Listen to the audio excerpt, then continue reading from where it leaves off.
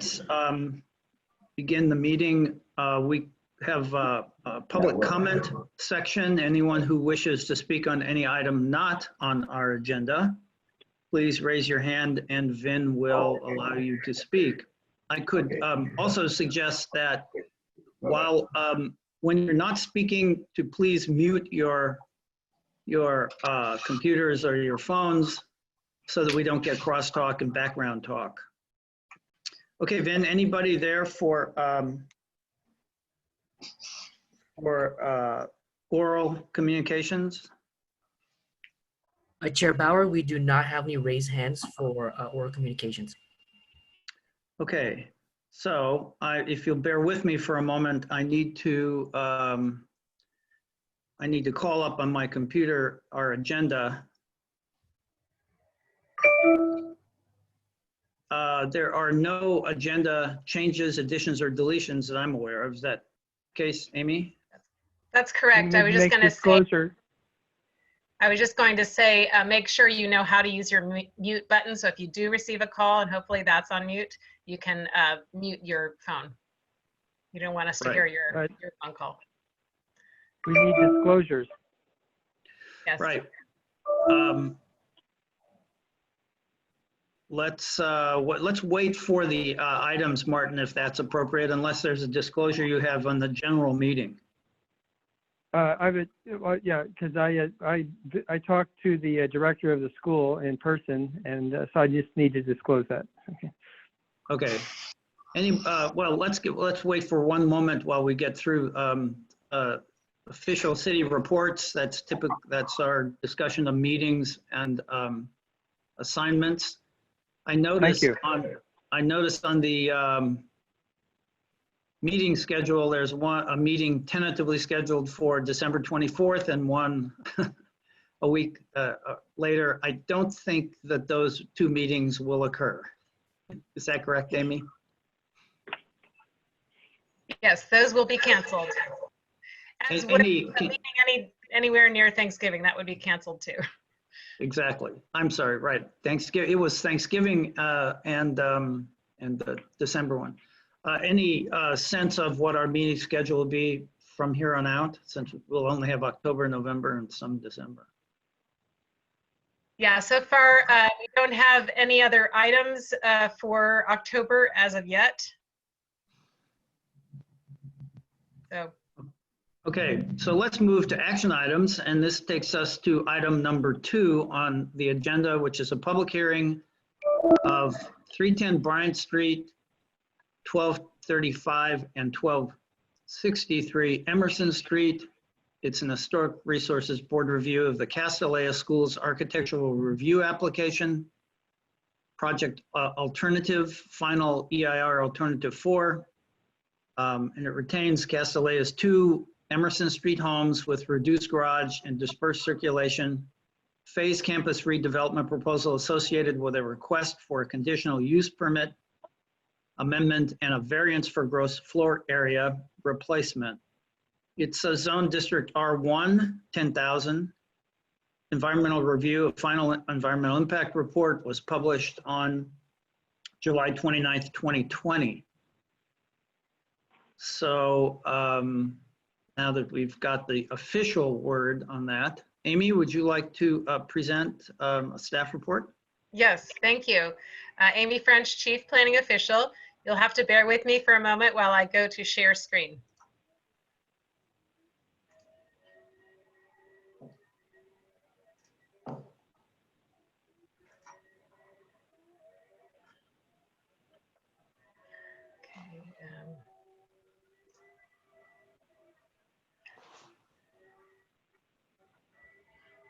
Hello?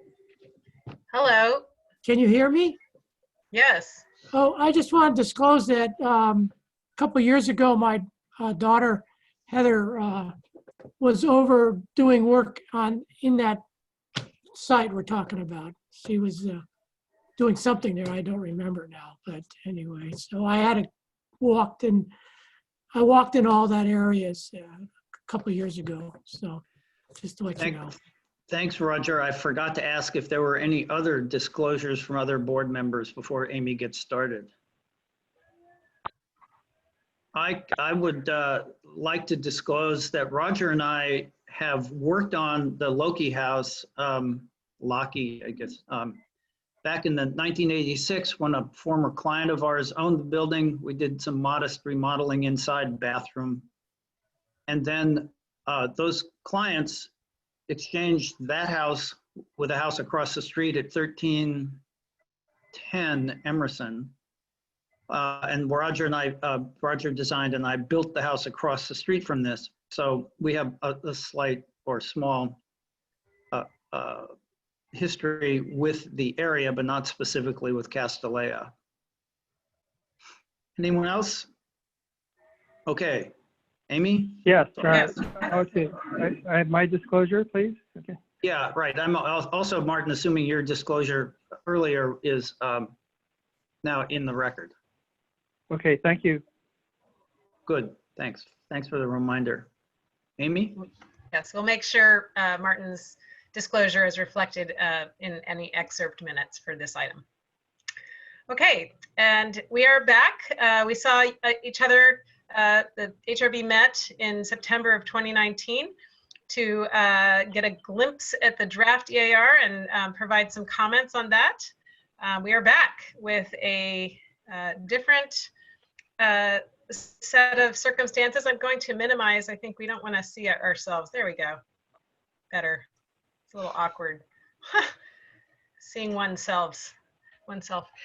Today's hearing on the Castellea project, we are going to hear the applicant presentation.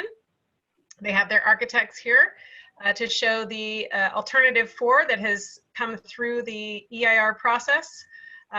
And we are going to enable public testimony as well. We are seeking comments on the gun building alterations in somewhat of an official capacity with the draft architectural review finding 2B that reflects historic preservation as a part of that review. So we do have that draft condition, some bullet points to get feedback from the HRB. And then, of course, if you are seeking to have, as you mentioned during the September 2019 meeting, seeking to have some input on details that come forward closer to the time of any modification to that building, then certainly having either a subcommittee or a board look at those details is a condition that you might wish to suggest. We can review the final EIR responses to comments. Hopefully you've had a chance to do that, read the report that I prepared, because this will eventually go to the City Council for them to certify the final EIR. You can see here just a nice little image of the gun building back in the day with its facade on this side, which will be receiving some modifications once the Rhodes building is separated. So let's see, why is this not forwarding? Okay. Oh, goodness. Okay. Something was wrong with my mouse for a moment. The final EIR, as noted, we provided page references in the HRB staff report for the segments that the HRB might wish to review. There was discussion about the Locky House. There was discussion about the potential for historic district. And those were in response to the HRB's comments in September 2019. There was some master responses and responses to the comments made by the public during the meeting. Just I thought I would note, because I was looking at this drawing from 1934. Of course, it's an illustration, but I noticed that there's a one-story building apparently added to the gun administration building back in 1934. So that was interesting to me. Okay, my mouse is being wiggy. Trying to replace my battery, I guess. There it goes. Okay, the gun building is a Category 3 building. It's a contributing building. There's no historic district currently, but it is considered a contributing building, and contributing buildings may have had extensive or permanent changes to the original design. and still retain their status as a Category 3 building. These are the alterations that Castellea proposes once the Rhodes building is separated from this facade. The EIR determined there would be no adverse effects to this building as far as historic significance and integrity. The HRB is actually not required to review Category 3 alterations when they're outside of the downtown or historic districts. But here we are, we're in a CEQA process related to this discretionary architectural review. And so the finding 2B is out there as a potential for HRB comments to assist the ARB process.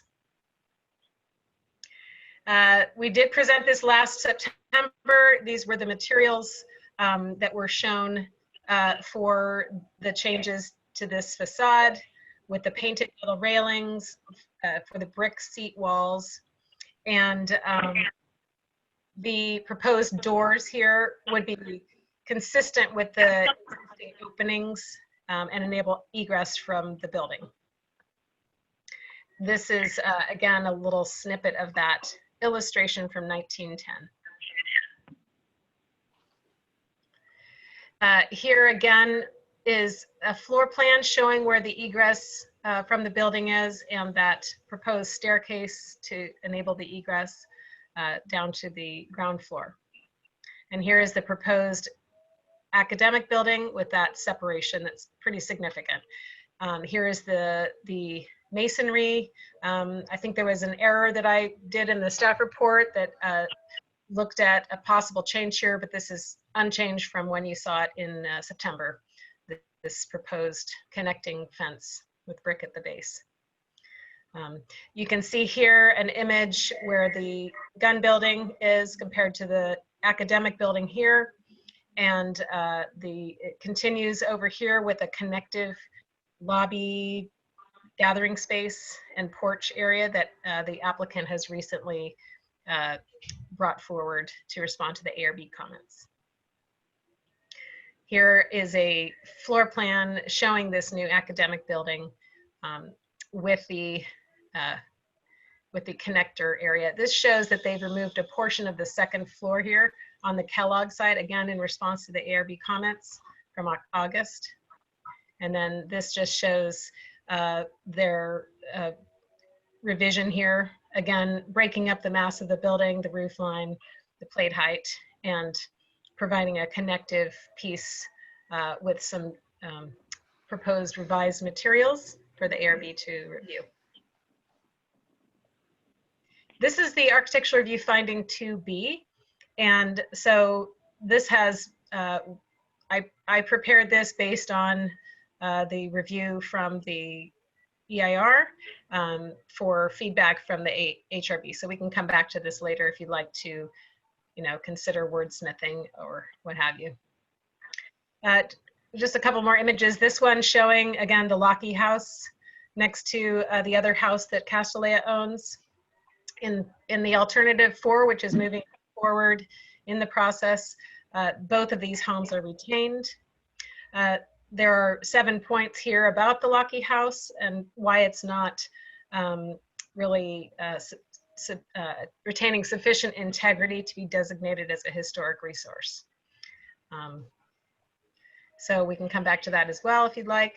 Again, this is just a slide showing what the EIR said regarding the campus as far as, whether it's a historic district itself, and it does lack sufficient integrity to be considered a historic district. So then here we have the last slide on my end, which is to say that the ARB is scheduled to talk about this next Thursday with the revisions and the approach that the applicant has embarked upon in response to the ARB comments. And then the Planning and Transportation Commission did continue their discussion of this project to October 14th, which will enable public testimony and review of draft findings and conditions that are being prepared. And that's it for me. I'm gonna stop my sharing so we can see everyone's faces. Great. Do we have anybody from the architect team that wants to speak to us today? Amy? Yes, I think we have a presentation that they can provide. I gave a brief presentation. They may want to enhance that or just be available for questions. Let us know. If it's acceptable to other board members, I think maybe we could hear from the architect and then come back to questions for either the architect team and to Amy if you have any. Is that acceptable? Am I unmuted? Can you hear me now? Yeah, we can hear you, Yes. Nancy. Yeah, this is Nancy Kaufman. I'm the head of school. I have a little introduction, and then I was going to turn it over to Adam Waltag, our architect. Is that all right? Perfect. Go ahead. Please Great. begin.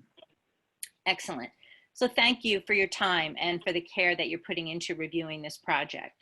As a history teacher and a lifelong history student myself, I too am invested in the historic preservation of our city, our neighborhood, and our campus. For 23 years, I've owned a craftsman-style home just one block from Castellea that was built in 1903. My home, not unlike Castellea, is almost as old as Palo Alto itself. My home and the school predate the zoning codes, and I can imagine a time when nothing stood between the two. Over the past 113 years, Castellea and the city have grown up together and are inextricably linked through a shared past, present, and future. In keeping with the great educational opportunities available in Palo Alto, Castellea has educated girls and young women for over 100 years to fulfill their promise as leaders. The insight and conviction of these women is needed now more than ever. We're gratified that the EIR found our proposal to be 100% compliant with Palo Alto's comprehensive plan, the city's primary tool for preservation and development. We're proud of the historic architecture of our campus. We have and we will continue to carefully maintain it.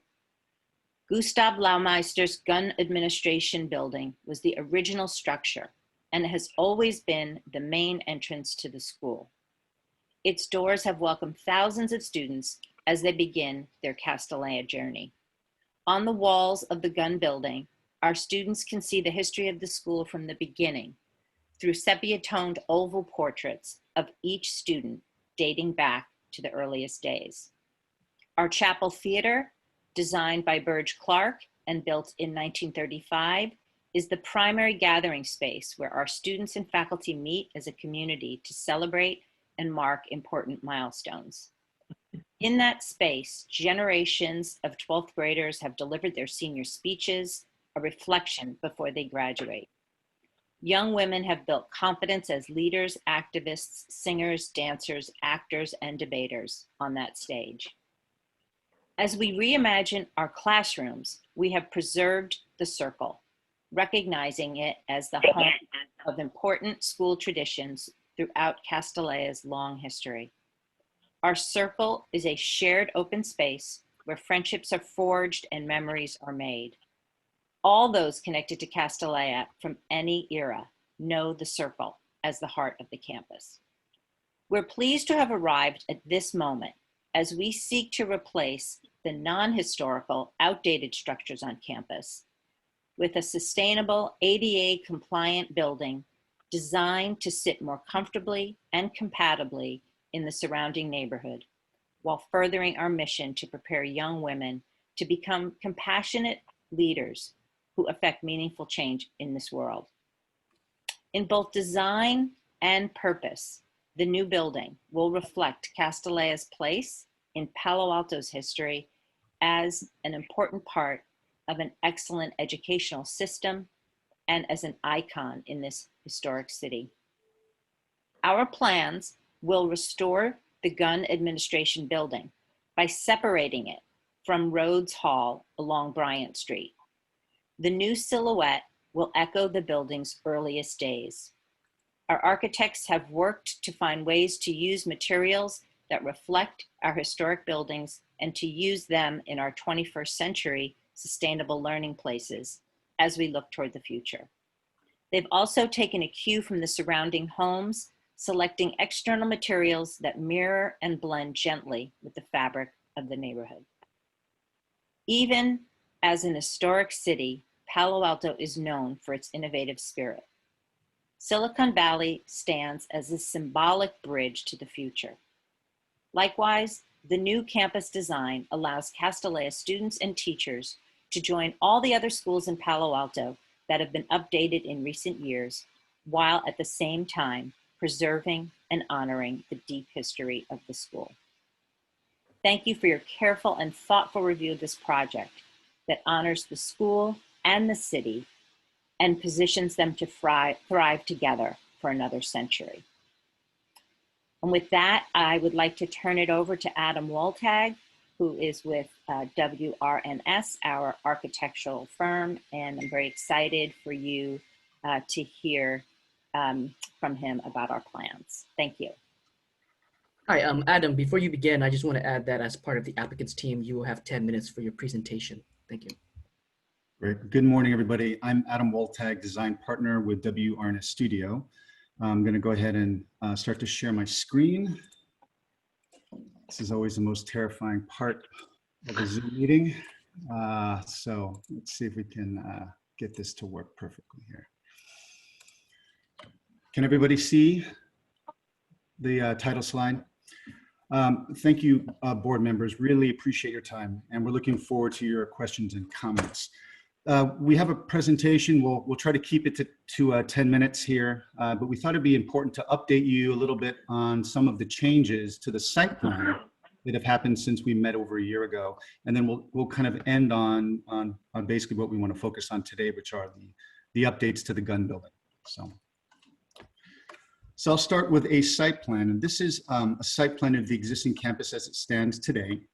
The area highlighted is the Gun Administration Building and the Hughes Chapel Building. Before we discuss the proposed changes to the gun building, we'd like to update you on the development of the site plan. On the left is the original proposed campus plan that was presented to this committee over a year ago. And on the right is the alternative number 4 campus plan. And I'd like to take a few moments to point out the 5 main changes that respond to, primarily, you see in blue, the reduced below-grade garage footprint.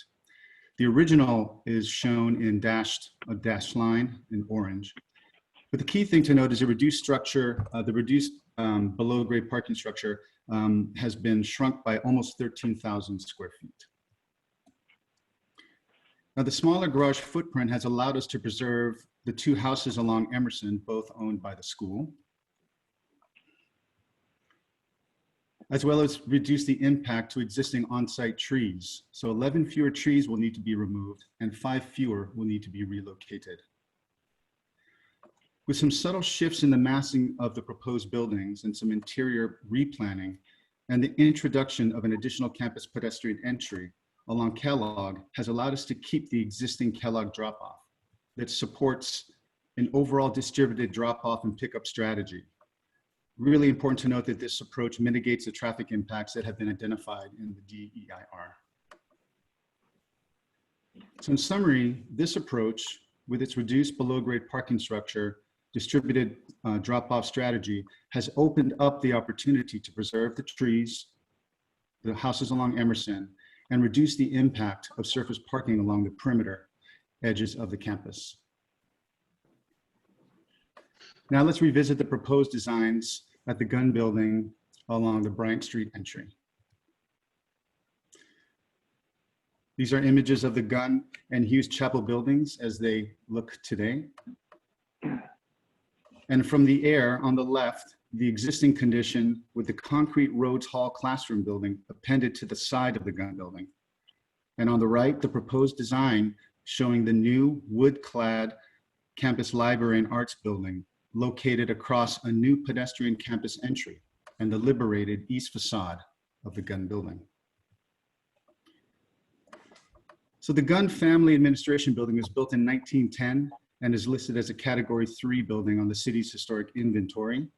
It's a craftsman style clad in wood shingles and pebble dash stucco.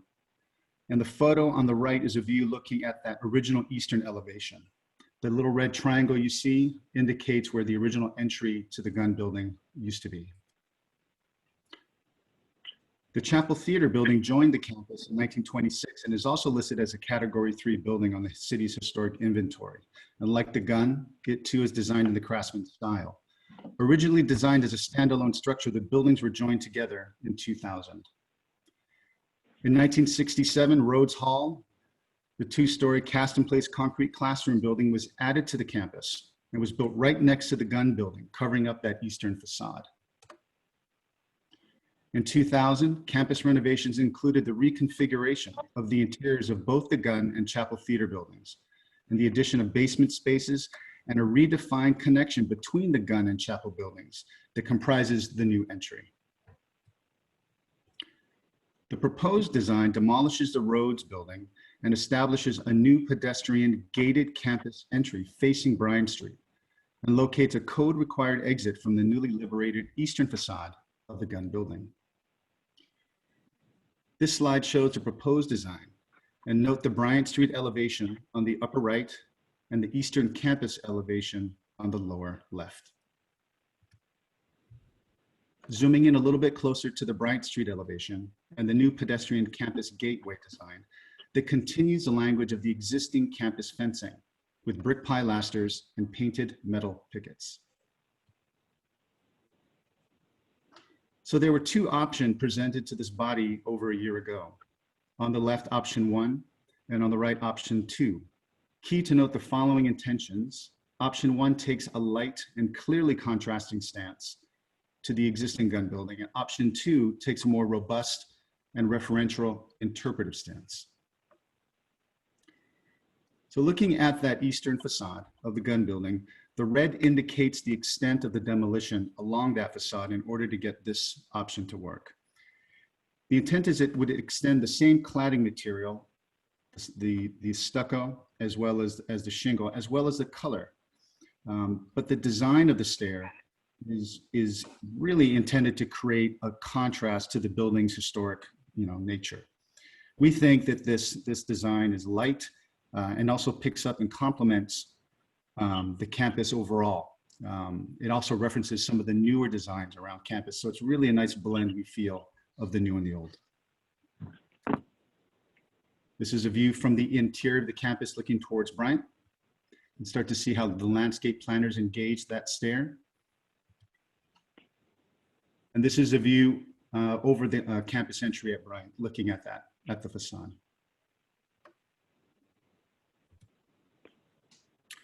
So option 2 takes a different stance, and the red indicates the extent of that demolition along that facade to get this option to work. Like option 1, it extends the same materials around the eastern side of the building, but the design overall is more robust and a little bit more architecturally referential. It's a little heavier and makes a much larger statement to this ancillary entry to the building. Again, a view from the interior of the campus looking towards the Bryant Gateway. And then over the campus entry looking towards the eastern side of the gun building. We'd like to end here on the material palette. It's a very simple, natural, robust palette, we think, that complements the campus overall. We're looking at cedar shingle siding to match, obviously, the same siding that compromises the gun building. We're looking at brick that matches a campus brick, as well as painted metal for those details. It's a dark kind of rich green, which we want to extend to the newer portions of the design. And then where we have new windows, we're going to be using an insulated glass unit, which has very superior qualities in terms of solar heat gain and insulation. And so with that, looking forward to hear your questions and comments. I'll stop sharing. Thank you, Adam. I guess what I'd like to do is circle back with board members. Any questions for Amy or Adam about that, either of those presentations? Martin, I see your box lit up. Do you have a comment or question? Yes, thank you, Chair Bauer.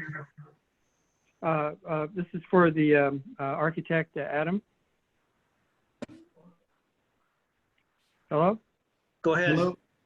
He's here. Yeah. Yeah, let's see, can you hear me, Chair Bauer? Yes, Yes, this is a question for Adam, the architect. go ahead. Adam, hello. Thanks for your presentation. I'm looking at the photo of the new proposed stair on the gun building, the exterior stair. Have you looked at any designs where the 7 or 9 posts are not as massive? The reason I'm asking that is the craftsman detail, there's some fine little details that show up on a typical craftsman. You mentioned you're looking to have a contrast. My question is, have you thought about some detailing so it's not as contrasty? Because those posts look, in my opinion, from your presentation, very massive, and there's 7 or 9 of them, and I think it distracts from the fine detailing of the gun building. Have you thought about detailing those massive posts so that they don't feel as massive? Yeah, Martin, you're referring to option 2, I think, right? Which is a little bit more of the historic and referential option as opposed to option 1. Let's see, let me go back on my screen and look at that photo. Let me open this up here. All right, I took a photo of that. I'm going back here. Let's see I'm looking at the photo I took of that screenshot. Let's see, let me open that up, see if it says, I just have, let's see. On my screen, I took a photo of that shot. Let's see, option 2, yes. Yeah, Martin, I completely agree with you. Those posts are very robust. And we didn't look at lighter ones. You know, there's an actual stair at the, I guess it's the south side, it's the west side of the Hughes Chapel building. And there's an entry there. And it's a small stair, but, you know, we were basing this design in reference to that stair. And there's some very robust, you know, basically columns and rails that kind of define that stair. So this is where we took our inspiration from for this. But if the question is, could we consider something lighter and a little less robust? Yes, we could definitely look at something that would be a little bit less than that. Thank you, Adam. So Adam, let me follow up on that, and then I'll ask other board members if they have questions. There are 2 options you presented. One was the lighter version, number 1, and then the second version you were just speaking to with Martin. Are those both proposals, or do you, does the architecture team have a preference for which of those 2 you feel works best with the gun building? They were both proposals that we presented a year ago to get, you know, your feedback and comment on it to help us kind of set a direction. I think a year ago we felt, and I thought we had heard that the board was leaning towards option 1, is what I recall. That was going to be the preferred approach, and we like both approaches. We would never put something forward that, you know, we felt either one, depending on where it went, would be a bad idea or inappropriate. But we agree with the board's initial kind of intent that option 1, which was a lighter stair, presented a little more contrast, as well as it was a quiet move to a pretty subtle entry to the building. You know, sure. This is not a main entry to the gun building. In fact, it's really, to be quite frank, it's a code required exit. And so we felt that something a little more demure and light, and a little bit more referencing the new building right across the gateway felt appropriate. And so the light steel, a little more quiet, just felt right to us. And I think the board was feeling the same way a year ago. Yeah, I'm sorry, pandemic brain that I'm suffering from a year ago seems like a decade ago. Yeah.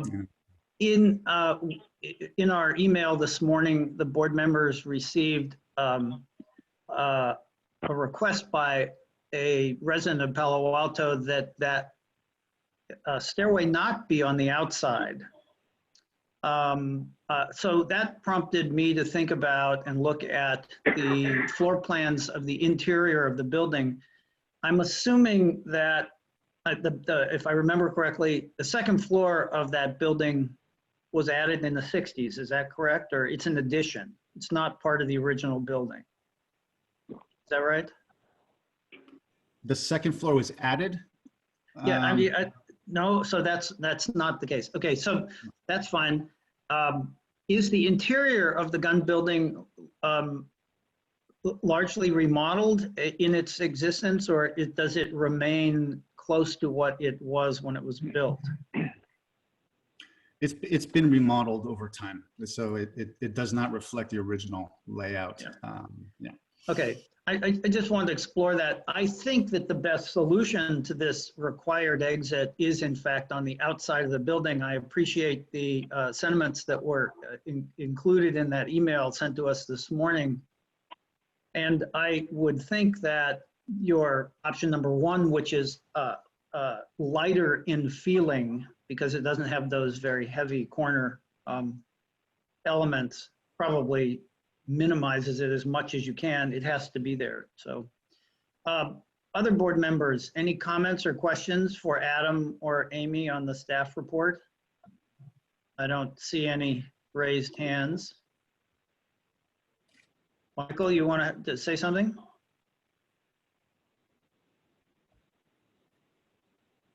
Apparently not.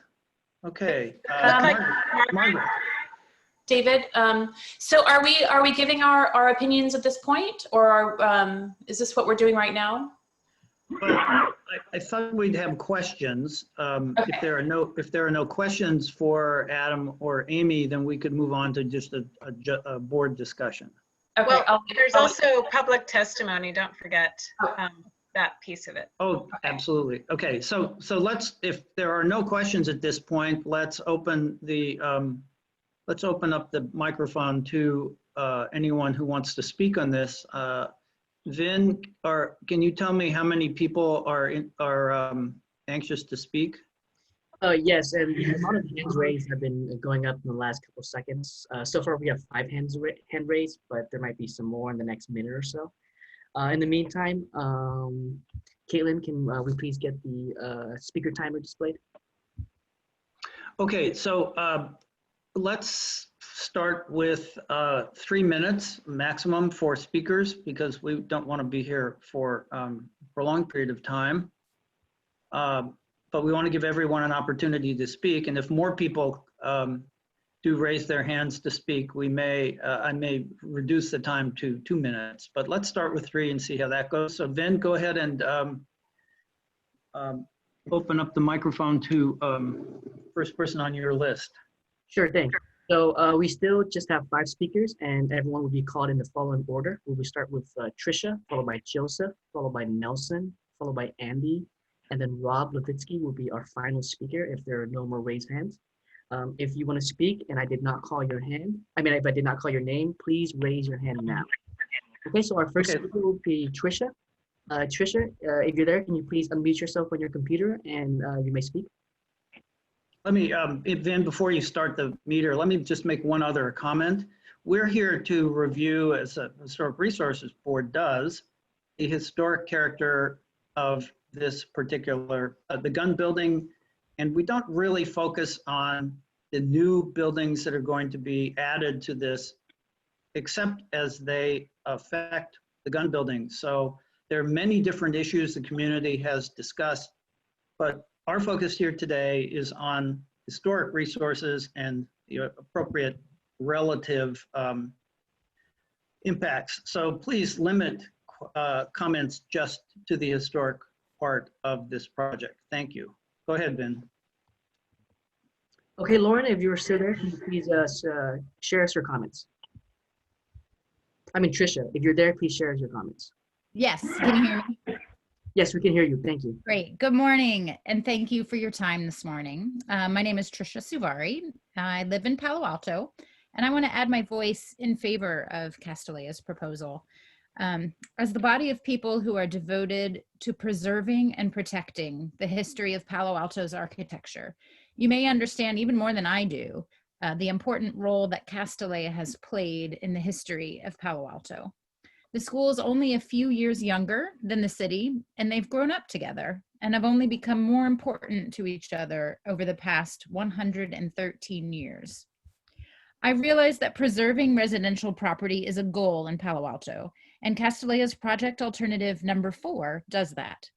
Even though the home known as Lockheed House did not qualify to be admitted to the registry for historic homes, this plan now preserves Lockheed House and the other home the school owns on Emerson. I'm so happy that the school responded to neighbor concerns and your comments from the first hearing. Palo Alto as a city is a graceful and vibrant balance of old and new. The city values the importance of its past while always recognizing the promise of the future. Castellea's plans mirror this with preservation of the 2 homes and the historic buildings, including the Chapel Theater and the Gun Administration Building. In fact, the gun building will be restored to its original facade, which will reverse time and bring down the scale of the buildings on Bryant to preserve the neighborhood feeling. I appreciate the care Castellea has devoted to maintaining history while modernizing the campus. I hope you'll also be able to appreciate the hard work that Castellea has put into responding to questions and making updates to the plans accordingly. This project removes the buildings that have outlived their useful lives and replaces them with structures that nod toward the past while improving the environment for the future. At the same time, the homes and historical buildings on campus will be preserved and restored. Thank you again for your time that you devote to the past and to the future of Palo Alto. Thank you. Thank you, Tricia. Our next speaker will be Joseph. Joseph, if you're there, can you please unmute yourself and you may speak. Good morning and thank you. My name is Joseph Haletke and I've lived in Palo Alto for 46 years and I am pleased to speak in favor of the proposal. In 1974, my wife and I were asked by the school's headmaster to live on the Castellea campus as a resident family, along with our toddler son at the time, in the dorms. For 2 years, we lived on the ground floor of the building in an area that was the school, is now the school's library. I have wonderful memories of the girls acting as counselor and as activities planner for the boarding students. I am still friends with quite a few of my former students who are now seemingly pushing 60. In later years, I visited Castellea often as an alumni interviewer for Brown University, my college alma mater. I have been impressed by the high quality and maturity, both academic and social, of all of the students that I've met. I am so pleased that to come full circle now and speak about the school's future. I fully support the school's plans to modernize the campus. I understand that classes are now taught in the rooms that I knew as dorm rooms, and that learning spaces have not been modernized since the 1960s. It's time for Castellea to update their campus, just like all of the public schools in our city have done, including Palo Alto High School nearby.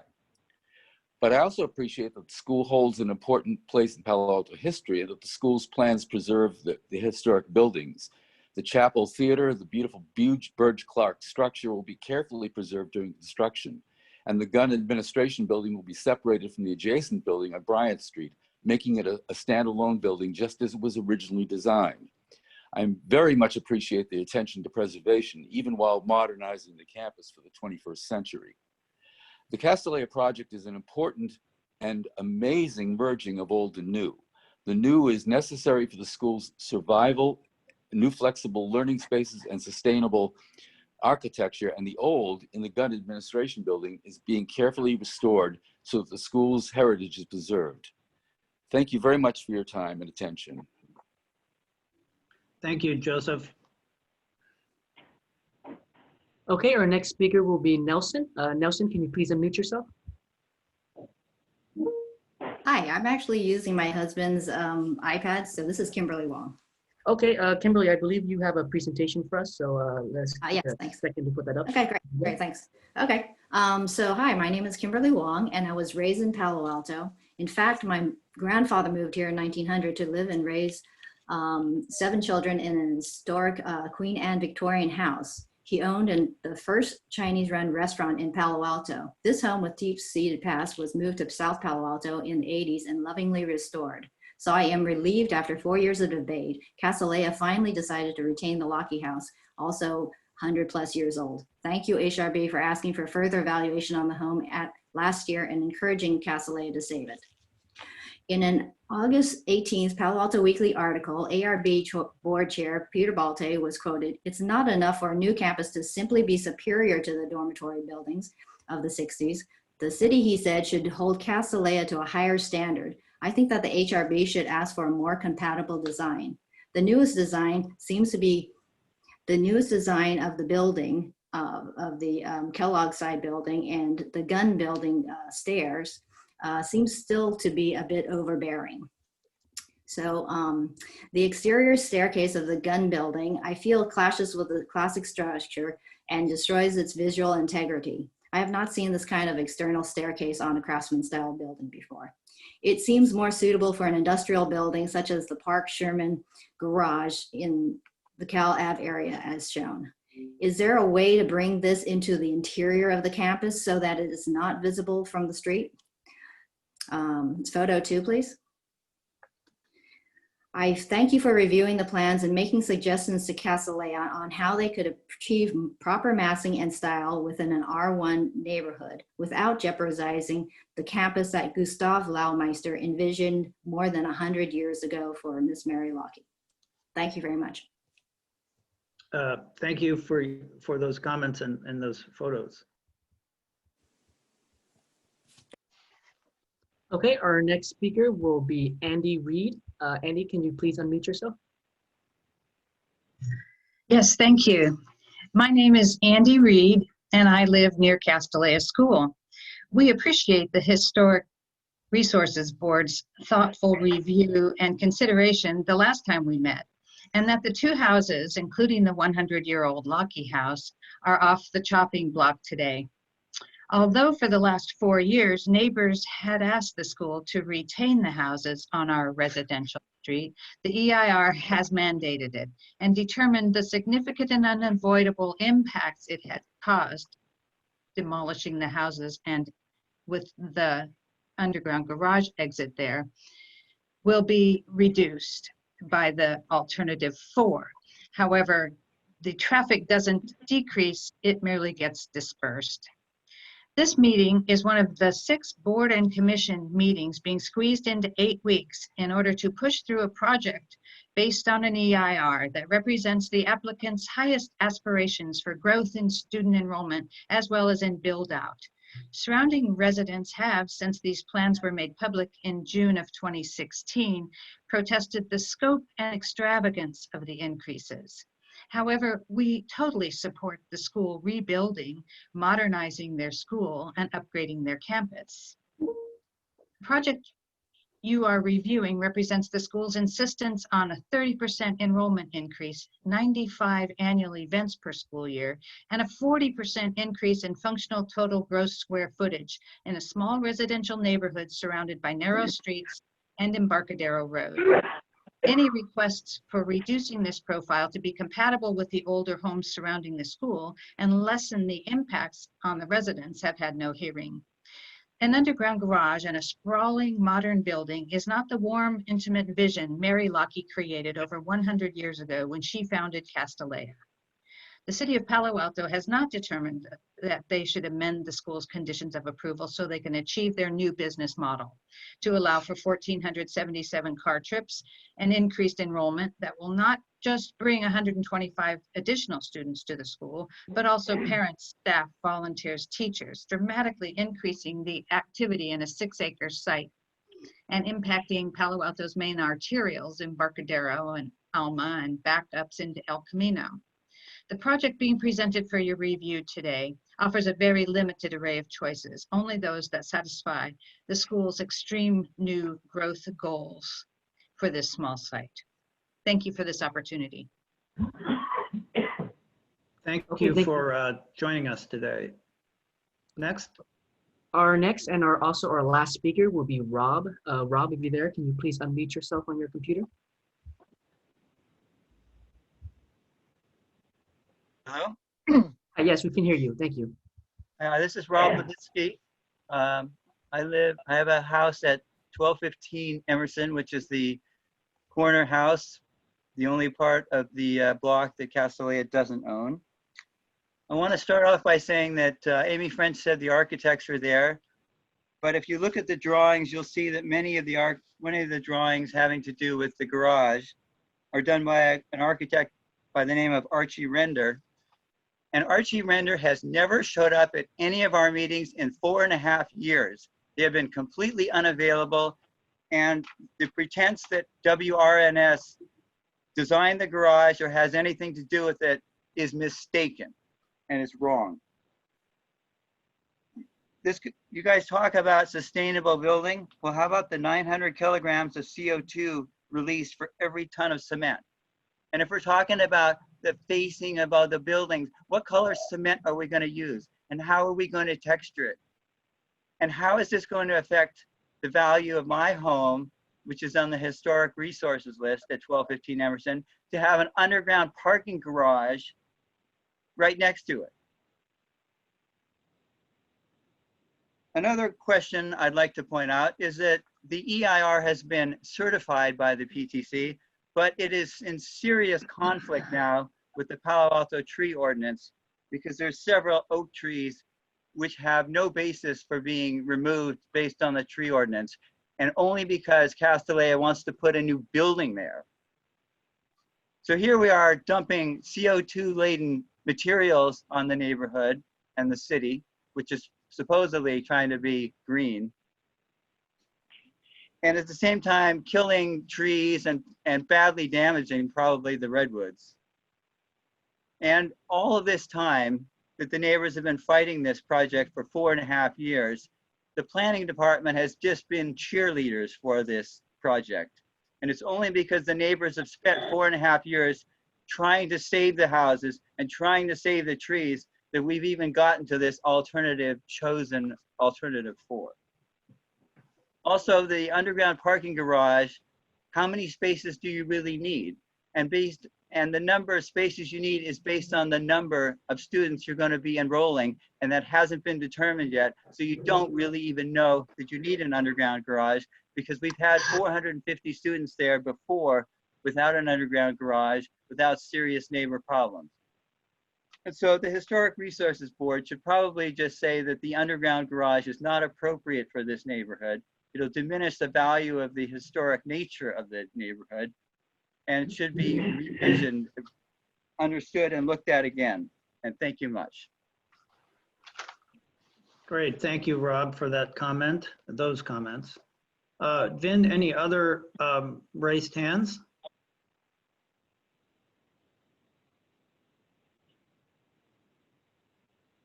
Chair Bauer, that was our last public commenter, so that concludes public comments for this item.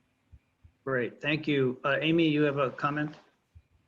Yes, I wondered if you are interested in hearing, there were some statements made, and if you would like staff to respond to some statements, I'm happy to do so. If you'd like to respond, that would be perfectly appropriate. Okay. So one thing I thought I would mention is, and thanks, Ms. Reed, for your comments today. We did receive your letter that went to the Planning and Transportation Commission, which did cite the 1,477 daily trips, which we're aware of. But just again, to make sure that everyone understands, there are 279 new daily trips, and that's added to the existing trips to make that 1,477 daily trips. The project does not add all of those 1,000 trips. In fact, with the mitigation measure 7A, this results in a net increase of daily trips to 114. So this is not the peak hour trips. This is the daily trips we're talking about. One thing also I'd like to state is with Mr. Levitsky, and thank you for your comments today, is that you noted that the Planning and Transportation Commission certified the EIR. That is the job of the City Council. The Planning and Transportation Commission weighed in on the adequacy of the EIR and recommended the council, also see the EIR as adequate to meet the rules. We are going back to the Planning and Transportation Commission on, as I noted, October 14th, where the public can make those comments to the Planning Commission as well. And then the final thing I wanted to comment on was a misstatement that the number of parking spaces is based on the number of students. That is incorrect. The number of spaces is based on the number of classrooms, so or teaching stations as per the city's municipal code. Thank you. Thanks, Amy, for those comments. I'd like to, excuse me, make one other comment about something that Mr. Levitsky said. It's my experience in building residential projects that we often have several different companies that contribute to the overall design. The architects are the overall managers of those subcontractors. And that despite the fact that apparently the designer of the underground parking garage has not been at the meetings, I don't know if that's accurate or not. It's not relevant to me, or I think to this board, but what is relevant is that the architectural firm that's managing this proposal is answering questions and can relay them. So I want to dispel the idea or the notion that because a subcontractor of the architectural team doesn't show up, that somehow that's a failure on the part of the architects. I wanted to open up the to the board the discussion of the project, but I had a question that I wanted to go back to Adam with on packet page 14 of our, and I'm doing this on my iPad, of our materials. There is a wall type and a gate type, and the wall type is solid. It's wall type 1 and the gate type is C, it's open. And I'm confused because the renderings that we've seen, Adam, show something different. And I just wanted to know which of the two is the accurate proposal submission, or is going to be submitted with the proposal. So can you find that on page, it's page 8 of the City Planning and Development Services Department. You probably are. And David, I'm trying to find that document. Is it possible that someone has that and can share that so we can look at that, so I can speak to that? Amy, you in our pre-meeting review, you actually showed this page to us. So it's I don't know if you can see this, but no, it really doesn't work. I can't show you what it looks like. So it's on page 14 of packet page 14 of the Castellea review.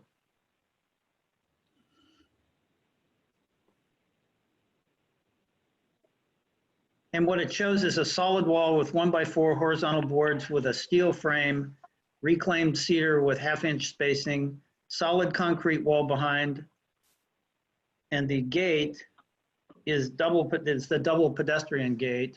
Yes, that's it. Thank you. Gotcha. Yeah, this is, so wall type, yeah, this is actually not accurate to what we're talking about at that moment at the Bryant Street entry. This is actually showing a different portion of the site. So apologize for that, David, but what we're proposing at the Bryant Street entry is what I showed a little bit earlier in our presentation, which is the brick pilasters and the steel rails and pickets. Yeah, my apologies. I think I mentioned in my presentation that I had made an error in the staff report. I had confused this wall type with, I had originally thought when I wrote this report there had been a change, but there hadn't. This is a no problem. I just wanted to be clear about what this particular illustration represents. I actually like if the visuals that you provided that we saw with the stair addition to the gun building are accurate. That seemed to me. So I have one. I don't mean to take all the time up for the board, but the other question I had was: is brick a material that was used with the original gun building back in the early 1900s? That's a great question. You know, I might want to call up one of our consultants who's been really working on the historic nature of the gun building, if that's okay. She might be able to address that. Yeah, and let me just say that my question comes from my experience that brick was added to early 1900 buildings in Palo Alto, often in the 1960s. We did a lot of really inappropriate, in my opinion, inappropriate architectural additions to 50-year-old buildings in the 1960s, and adding brick to everything was one of them. Hey, you know, whether they were columns or they were steps or whether they're patios. So please. Yeah, I think you're right. I think, you know, the brick that's on the campus today, if you look at it closely, it really is comprised of the perimeter fencing that faces the Embarcadero and wraps around to Bryant. So you see brick there. You do see brick in some of the newer buildings, the gymnasium building, but it's a different type of brick. So I think you're probably right. I don't know the extent of brick used in the original gun and the Hughes building, but maybe if I could call on Asen, is that something you'd be able to address, or I'm Kim? Great. Hi, yeah, I'm Kim Butt with Trainer HL. We've done some consulting and review of these projects. To my knowledge, I don't think there was any brick on the gun building. I think it's always been a shingle style or just clad in shingle. Craftsman Isham is double checking that for me right now, but it certainly does not go with the style of building that as it was constructed. So your use of that motif or that particular design element material is basically a follow-on to the what was it, a 90s, you know, playing field expansion where they bordered the field with that brick and iron fence? Yeah, we decided that we wanted to carry on the same nature only in the fencing, and not use brick on the building itself. And so if you look at the proposed design, it's not a part of the architecture of the building itself, but what it does is it does abut it, and it forms kind of the base of the planters as well. So we've kind of carried that material into the gateways and again into the planters, but not on the facade of the building. So we tried to keep the facade with really the two primary materials, which is the pebble finish, a pebble dash finish, cement plaster stucco, and the shingles. Okay, I've been sort of filibustering here. I don't mean to. I can't see Martin, but I can see all the other board members. Any other board members would like to comment at this time? I'm seeing a lot of no's. Martin, do you have any comments you'd like to make? None. Okay. That said, do we want to, as a board, suggest a preference for the stair design? We've done that a year ago. Is that something board wants to either reiterate or just leave standing? Anyone? David? Yeah, Margaret, go ahead. And So, then Debbie, next. I mean, it sounds like what we're trying to do today is just address the one elevation that that's been presented before us with the option 1 and option 2. So is this what we need to be commenting on right now? That and anything else this I presume will be our last opportunity to make comments on the project because it's going to move forward, I think, to the council soon. Well, I'm ready to offer my comments if this is the appropriate time. It is, please do. Okay, so I know that the stair option 1 had been presented to us last year in that meeting. And I appreciate the stair option 2 that was presented to us today. In my opinion, I feel like stair option 2, the more robust stair door entry, I think is a much more architecturally pleasing presentation of that elevation. I mean, the option 1 that was given to us before, I think it's probably closer to what's existing, but I do feel like that elevation is still a significant and important elevation. The option 1 makes it feel like it's unimportant and it doesn't really address the symmetry of the craftsman style of the building. It looks more like an elevation that you would see maybe to a back alley that just has a single door and a fire escape. So I think this option 2 is really much more attractive. I think it gives more balance. It is more robust. I do agree with Martin's earlier comment that the stair looks a little too heavy. I like it being heavier than option 1 because option 1 makes it look like it's a fire escape stair that's just tacked onto the side of the building, which is, I think, not appropriate in this application. So giving the stair a little bit more robustness, more prominence, I think makes it feel like it has more integrity and it doesn't look like a fire escape. But I do think that maybe the detailing of it in the currently presented option 2 is a little too heavy. So that's I vote for option 2, but to lighten the stair, that's all. The heaviness of the stair posts. Great, thank you. Debbie, you had a comment. Okay, I'm sort of sorry that we can't see what that might look like, Margaret, because it could make all the difference. To me, as the architect acknowledged, it's really just there for egress. And so I still, given the 2 that we can see today, I still prefer option 1 because it doesn't pretend to be anything other than what it is. And I find that it kind of disappears visually and doesn't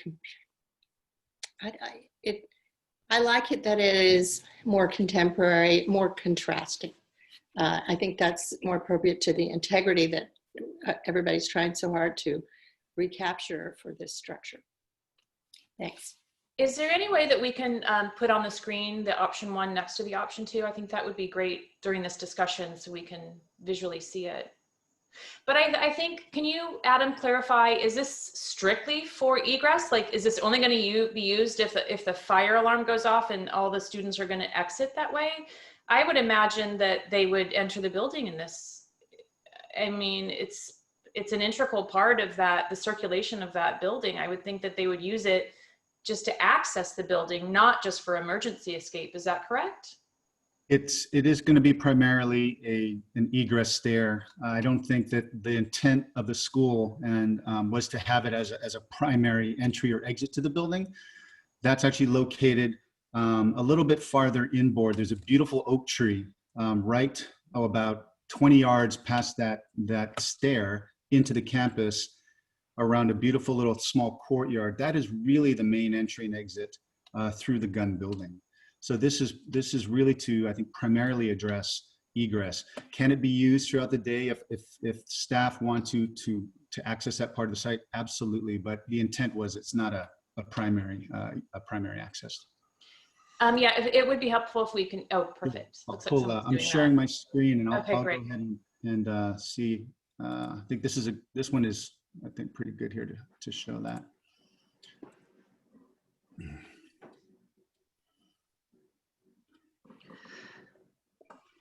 So I'm not seeing anybody else raising their hand, but I'm sort of halfway between Margaret and Debbie. I'm inclined to think that this ought to be lighter and it ought to be less significant.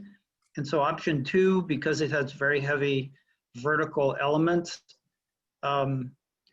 actually seems overwhelming to me, overwhelms the building. And so it doesn't appeal as much. And I think it takes too prominent plays too prominent a role on that facade. Also, I noticed on option 2, there's a much bigger opening in the gun building than in option 1. And I don't know if that's intended to be part of the stair design, but it does sort of add to how I feel it overwhelms the building. So I would be inclined to want to see something that was less massive. I guess that's the phrase that I see. And I think that what we might need to do here, board, is to create a subcommittee to look at this design down the line when it's finalized, so that it resolves these issues, because I don't see how we're going to resolve this today unless board feels we should just make a decision. But I think because Adam has suggested that this option 2 could be modified, then we ought to take him up on that on that modification offer and then look at it later. Martin, I can't see you. If you'd like to make a comment, please do.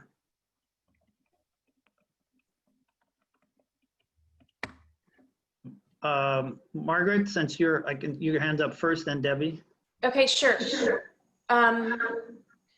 Going back to Adam, and an additional question, Adam, is there an elevation of the option 2, a two-dimensional straight elevation that we can see the fenestration of the door? And then can you offer some further explanation as to, is that, obviously there's a door, but to the left of the door, it looks like you're suggesting windows, but the windows look like they're painted in the same color of green. Are those truly windows, or is that just some kind of a paneling detail? That's a great question. Yeah, and you hit it spot on. The idea here is that doorway lines up with the hallway. It's kind of centered in that hallway with the right, accessibility issues around it. So it's off-centered from the middle of the building slightly. And in order to get a little more balanced into the facade, we wanted to provide something that was more centered. And so we extended the thresholds, and widened them to kind of center that opening, because we couldn't center the door into that hallway just because the hallway itself is not aligned. And so those would be like a painted wood panel, like it would be kind of almost like the broken lights of a doorway, right? The defined lights of a doorway, but those would be painted wood panels. So it was about trying to capture an overall, a balanced entry that also worked with the egress requirements we're trying to achieve. I see. Well, it brings me back to my feeling that begins to overwhelm the facade of that building, and that's a whole new design element that I don't think we were anticipating seeing today as a board. Hello, Kimberly, did you want to make a comment? Hold on, Martin. Yeah, I was just going to speak to the two designs. We did review them both for the applicant in terms of compliance to the Secretary of the Interior standards. And in our opinion, the design option number 1 really is the preferred option in terms of respecting the preservation aspects of the building. Our concerns with option 2 are that it contains details and somewhat mimics historic details in a way that might confuse people in the future as to whether that was original or not, whereas with the option 1, it's clearly contemporary and separate from the historic building and kind of a lighter touch to it. And so in terms of compliance to the Secretary of Interior standards, we really would recommend option 1 in going with the lighter posts and not including any conjectural features such as the faux windows. I mean, we can see from historic documentation how the original windows were, at least from some fuzzy photos, and they were more balanced, to look like punch windows on either side. And so there's clearly no attempt to, this isn't a reconstruction. It just wants to be very it's preferred to be very clear about what is new and what is historic. So certainly if you're looking at a hybrid, I would definitely encourage you to go with lighter posts and just to attempt not to mimic any of the historic details. Great, thank you. That's helpful. Debbie, you had a comment, and then Martin, I'll call on you next. I just wanted to say that I agree with you, David. I think it's an interest. The door in option 2 is an interesting and clever solution under normal circumstances, but it goes in a whole new direction in terms of compromising the historic nature of that particular facade. And so I just think it deserves more consideration. Maybe we could do that in the subcommittee. I'd actually also like to see, although I know it's not in our purview, but I'm curious about how that works inside to make that kind of a change. Okay, Martin, you had a comment? Hello, yeah. Can you hear me, Chair Bauer? Yes, we can. Go ahead. Yes. Yeah, I'd like to tag off of Board Member Wimmer's comment about option 2 and then the massiveness of the detail. And then plus your suggestion of a subcommittee, which I would like to volunteer for if one gets formed.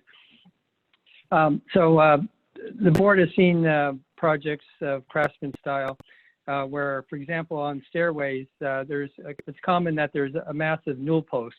So if we look at the posts on this proposed option 2, my suggestion, if it becomes a subcommittee discussion, is there might be some just fine little detail. For example, maybe at the top of these, I'll call them newel posts, just some little gesture toward the craftsman detail. As we all know, for the standards, we need compatibility and differentiation. I think with the genius of the architect or the architect's team, and then in coordination with the subcommittee, there can be just some little fine detail on those newel posts, so that it's still a differentiated from 100-year-old structure, but some compatibility. Just a fine little detail is all that's necessary. And that way, it's again to Board Member Wimmer's point, is that this is just not a tertiary fire exit, but make it look something that has substantial. So there will be an elegant solution. It could be something very simple that has the compatibility yet differentiation between old and new. So I think that it's a subcommittee that, again, if a subcommittee gets formed, I think that could be a good discussion for that, just for the fine tuning. I think there's some simple, elegant solution, I believe. Thank you. This is Christian speaking. I've been trying to use the raise hand function, but I guess that's not working. Oh, I didn't see you. Go ahead, Christian. Yeah, I was about to ask. I just don't think this is going to be settled today. I agree with your idea. There should be a subcommittee. Good. Thank you. I think so. I think so too. Michael, any comments?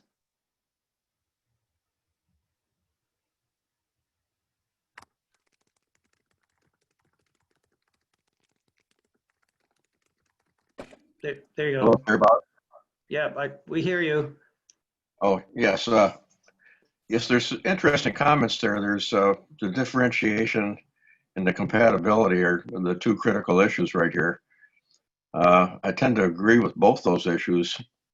And I think that we need the second alternative is much more robust and what I would characterize as California park-like that you would see in some of the national parks.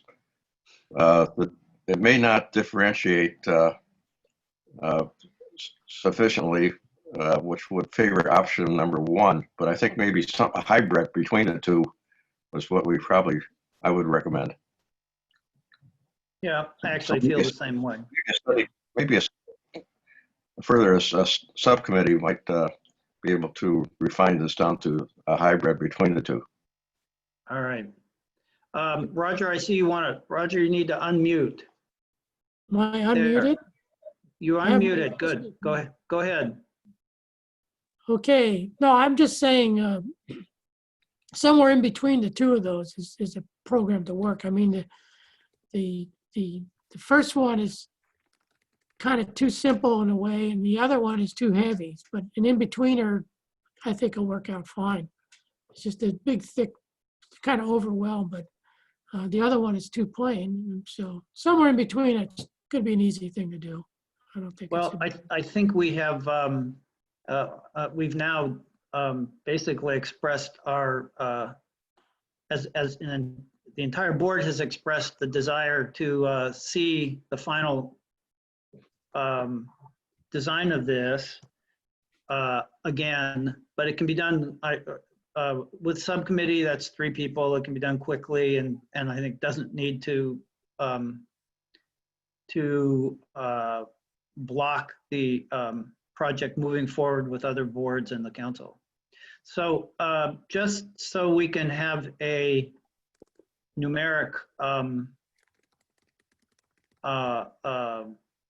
guess a vote, really, I would ask if there are any board members that object to a subcommittee to dealing with the final design.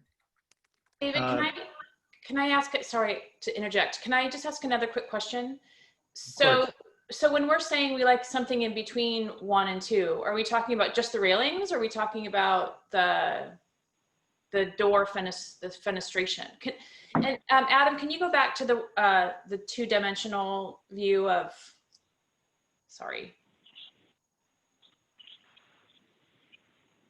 Okay. So I guess upon better understanding of that those are paneling, that those are panels and not windows, they certainly look like windows to me, but because those wouldn't be, because they're just a false panel, I'm now retracting. I think the option number 1 is better. So I'm just kind of confused as when we say something in between the two, because there's kind of 2 issues here. There's the door and the fenestration is different between option 1 and 2, and then the railings are different between options 1 and 2. Excellent observation. I had been assuming that after Kimberly recommended option 1 and not adding adding the rest of that design feature to center, to create a better centered approach to the doors, that had gone away. I would not support any part of that larger building modification in design number 2. I just wanted to clarify that. So the doors of option 1 is what we're leaning towards. I think that, yeah, my opinion is that those doors are there. They they're needed for a code requirement, and that they shouldn't, be expanded to alter the exterior elevation of the building any more than they need to be. So my thought and my request that the board verify is that a subcommittee will work with the team of architects to provide a modified version of these 2 stair approaches to the building, and not deal with anything more than that. And if that's agreeable to the board, then I think take a quick vote on that. Anybody? So all in favor of that approach, raise your hand. Aye. Roger. And Christian? I agree. Okay, Martin? Yes. You agree? Yes. Okay, good. So I think we're unanimous in asking that this project come back to a subcommittee of the board just for this particular design element, the stair, the access egress stairs on the end of the gun building. Amy. Hi. Yes, I'm going to I'm going to share my screen for, I can't, somebody else. Okay. If we're done, I'm going to share my screen because I would like to capture your vote, which, let's see, is anyone able to see this? Yeah, I can see it. Okay. So I have been typing here with, the action today. If I have two requests with respect to the architectural review finding 2B, which I would then share with the Architectural Review Board next Thursday, that there are bullets here that can be incorporated, or some of them, into a finding that references the gun building as part of the project, Correct. and then Yeah, good. Thank you. Yellowed texts there to reflect what was happening right now with this conversation. So maybe you could I have think a look that at captures that. what, yeah, I think that captures the discussion we just had. So we want the building, thank you for actually highlighting the exterior finishes, which we were talking about, but not specifically focusing on. Anyway, board members, does that fairly summarize what our discussion? I think it does. Chair Bauer, I just want to add that I think someone should make a formal motion. Yes, Sure. I just wanted to have the motion. If we're going to talk about the project in totality, I understand this is a subcommittee formation right now for this particular detail, but I also want to make sure we're going to return to a more complete motion on other things. So. Okay, so I think we've just basically voted to create a subcommittee. Well, there wasn't a formal motion or a second, so we would have to go okay. to March. And I just want to add that board member Pease has his hand raised. I can't, Kristen, I can't see you, but go ahead and speak. I'm gonna stop sharing. There we go. Kristen, you want to make a comment?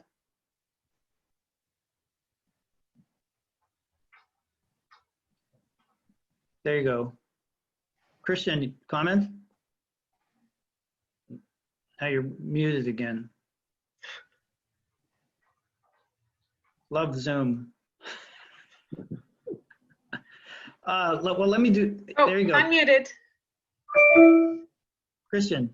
That was an error that I raised my hand. Oh, all right. Subcommittee. Sorry about that. Okay, stay tuned. So I'm going to move that we create a subcommittee to review the design details of the egress stairway. Is there a second? I'll second it. Okay, and just to be clear, the previous discussion that we've had with, this is a very brief summary of our previous discussion. And I presume, Amy, that that's adequate to document what we intend to do with the subcommittee? Okay, I see you shaking. All right, shaking your head. Any other comments? Let's, I don't see any. Let's vote on this. All in favor of creating the subcommittee, please raise your hand, either physically or whatever. Well, for the record, we should take a roll call vote, and I can do that. Fine, please do. Yeah, so going to the list, board member Bernstein. Yeah. Chair Bauer. Yes.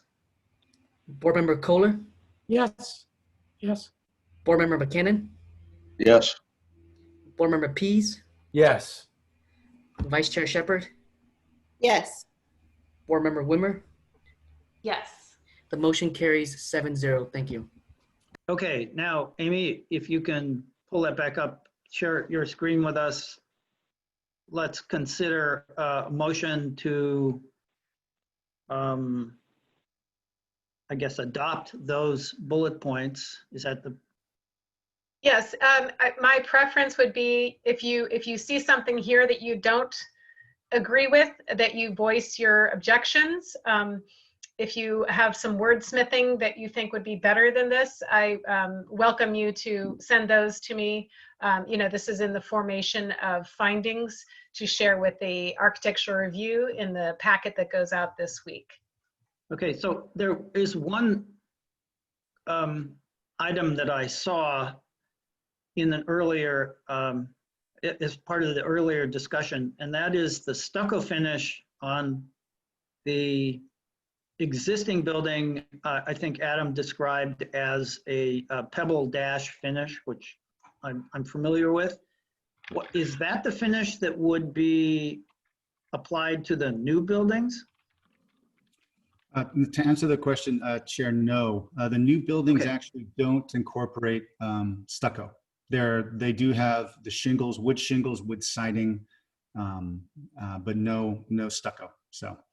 Okay, so I just want to be clear about that because I wouldn't want new stucco to be identical to the old, but since that's not an issue, that's great. Anyone else see anything in this particular, in these 1, 2, 3, 4, 5 bullet points that we would like to expand upon? Any other board members have comments about that? I don't see any or hear any comments.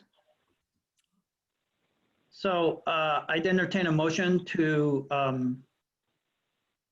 adopt these, this description as. Chair Bauer, I just want to add that I think Mindy Romanowski has a rebuttal to deliver if you'd like to allow her. Of course.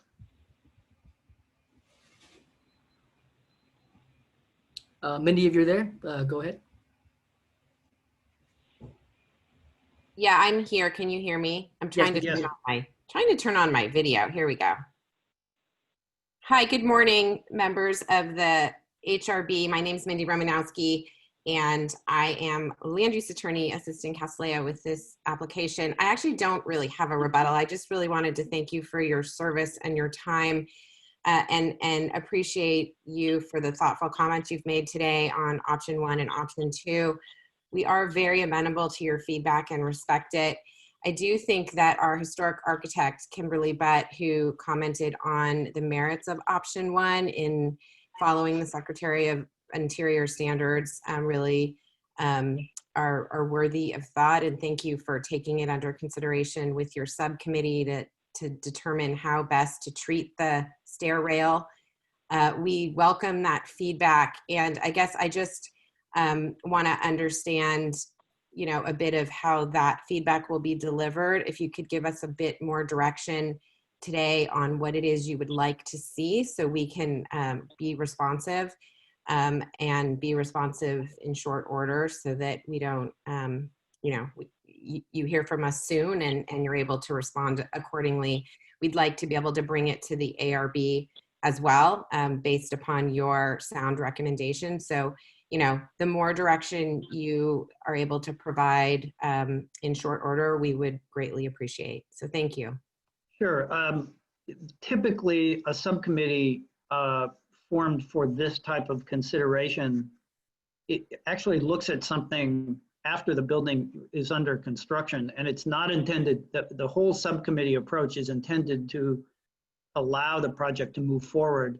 In this case, because this particular aspect of the design is specific to the historic portion of this project, the ARB would have no purview over that. They don't have training and they don't have the experience to make a decision about that. And so the HRB's subcommittee would be dealing with this compatibility differentiation thing. And it's really going to, as I imagine it, going to be a mix of those two designs. And I think Adam or whoever is going to carry this forward would be able to, you know, make a couple of suggestions, and then it will happen very quickly. We've done this on a number of projects. And again, it's happened during construction. We don't mean to hold up, we don't want to hold up construction, but the point of this is to keep the project moving. So I think the major portions of our discussion today were not to have that new element added to the end of the building, try to get a less heavy or massive stair on the side. And I just have a feeling that, again, Adam will be able to, you know, present something that the board would, the subcommittee will be able to move through quickly. And isn't that the case, Amy? I mean, this doesn't have to happen before it goes to the ARB as far as correct. Yes, that's correct. Again, the expertise of the HRB is certainly this differentiation and compatibility equation. And we are used to making conditions of approval requiring return to a subcommittee that would not then have to go to the ARB afterwards. But certainly, if the applicant is interested in coming up with something, before this gets to council, we're happy to convene the subcommittee to have a look. Right. I just don't see this as being a make or break deal for the council. I think the council has been able to accept this kind of condition in the past with comfort. So I'm only saying this so that you don't feel like this is another bump in the road, because I don't think any of us on the HRB feel that at all. Is that answer your question, Mindy?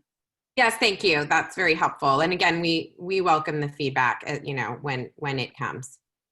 Adam, thanks. Yeah, and really quickly, I just want to thank everyone for the comments, and just so we're really clear, what we heard today was a lighter approach, I think, than option 2.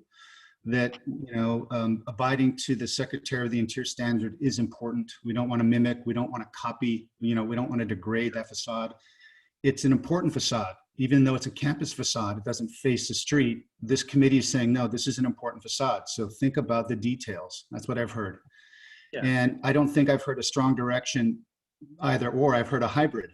And so I think what I'm going to take away from this is we're going to meet with our team, and we're going to look at details, because I think that's what you're asking for, is how does it feel when you're holding the handrail? How does it look? Right now we're showing some pretty conceptual ideas. And I think what the committee is saying, the board is saying, we want to understand that even though you may go with a contrasting approach, it's beautiful, it's appropriate, and it's something that's going to complement this really important building. And so that's what I'm taking away from this meeting. So, excuse me, that's what we do on the HRB. It's almost always about compatibility and differentiation. Those are almost exact opposites. So it's and it's kind of a fine line to walk. Anyway, let's go back. You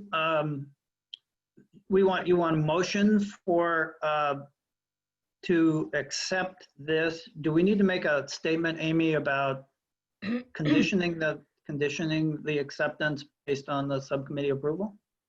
Or is that implied? I've heard that this is a condition, and I have it, in a draft in that yellow text that I was showing. That I can put into the draft conditions of approval that I would show to the Planning and Transportation Commission on October 14th, unless something happens in the meantime to resolve this with the subcommittee. That's the plan. I would like 2 things.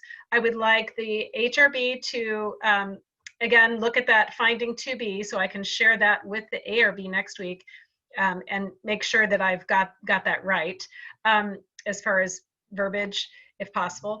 The other thing is that, you did review the draft EIR in September. The final EIR has been out since July 29th and 30th. You've had the opportunity, I provided page numbers, etc. If anybody on the HRB thinks that there's something inadequate about the final EIR as far as providing that additional information that you requested, these are comments that the HRB made that our CEQA attorney, our CEQA consultant responded to, and we published. So I would like to hear from the HRB of the adequacy of the final EIR would be helpful as well. So those 2 things. I can put the screen back up to show those finding bullets if you'd like. Yeah, that probably is appropriate. Martin, did you want to make a comment? I saw your. No, I was just getting myself unmuted, but no comment at this point. Okay. So, Michael, go ahead. Sure. Yes, I had just one quick comment relating back to the potential for historic district nomination. There was a master response at 2.9.2. And I'm not sure if they looked at any of the people that have been to Castellea that have historical significance in their careers. that might qualify that area as being a historic district based upon personas.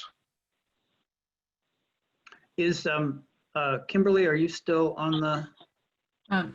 Yes, yeah, I'm still here. And- Again, we did review and speak to the historic resource evaluation. We did not prepare it, but in this situation, I do know that there was not a district found, that there was not a finding for any significant persons to lead to a historic finding. Typically, when it is, when something is based on that criterion B, that it is a building is significant due to its relation to a person, it has to be significantly tied to that person. Either they discovered something important within that building or they lived within that building. And so most of the time, if it's just kind of a tertiary relationship that they were in the building for a brief period of time or at school there, it typically does not provide enough substantial significance unless there was a substantial tie to the building. But there was no historically significant person found in the HRE to substantiate a district. Okay, so you did do that study on the personas. We peer reviewed the study and we did a bit more extra research and background into it, and we did not find anything additional. Okay, thank you. Certainly. Debbie, you have some comment? Mute. You're muted. Kimberly, I might have missed something you said there in terms of all of the things that you might take into consideration. Could there not have been consideration for a theme rather than a theme about the education of women and the relationship between the school and Stanford? Because I think it was really a complex and important relationship historically that continues today. Yes, I think that would be another contextual theme that would be different, a historic context that would be different from looking at an association between one specific person. Again, we peer reviewed it. We did not do the initial study. So I'm seeing if Isham recalls any, my colleague, any additional context within that. And are we are talking about the school itself or the larger historic district? Well, the larger, I mean, not historic district, potential. I'm, as we've all said before, we don't want to slow this down. I really just want to go on the record as saying that I think the community around the school, I mean, even as we heard from the director who lives close by, those houses were all occupied by families who came to Stanford in many cases to educate their daughters, which was, you know, really an extraordinary thing. And that's how the school came to be. And a lot of those women actually ended up going to Stanford, even though Jane Stanford ultimately put a cap on how many women could go there. And then, you know, faculty were there. And anyway, I don't know. I think it's an important theme, and I'm sure the school will be interpreting it. And I hope that we find other ways in Palo Alto to tell that story about that neighborhood. Yeah, that's very, very interesting. I know that specifically on the study, when they looking at the campus itself as a historic district, there was a lack of integrity and sufficient amount of buildings. And then my understanding was then looking out to the larger neighborhood, it really got beyond the purview of the scope of work. And that is something, an interesting theme that I think, you know, perhaps you all as a board could encourage the city to perhaps get a historic context done or reviewed in the future. I think it's a very interesting topic. Thank you. Okay, other comments? Thank you, Kimberly.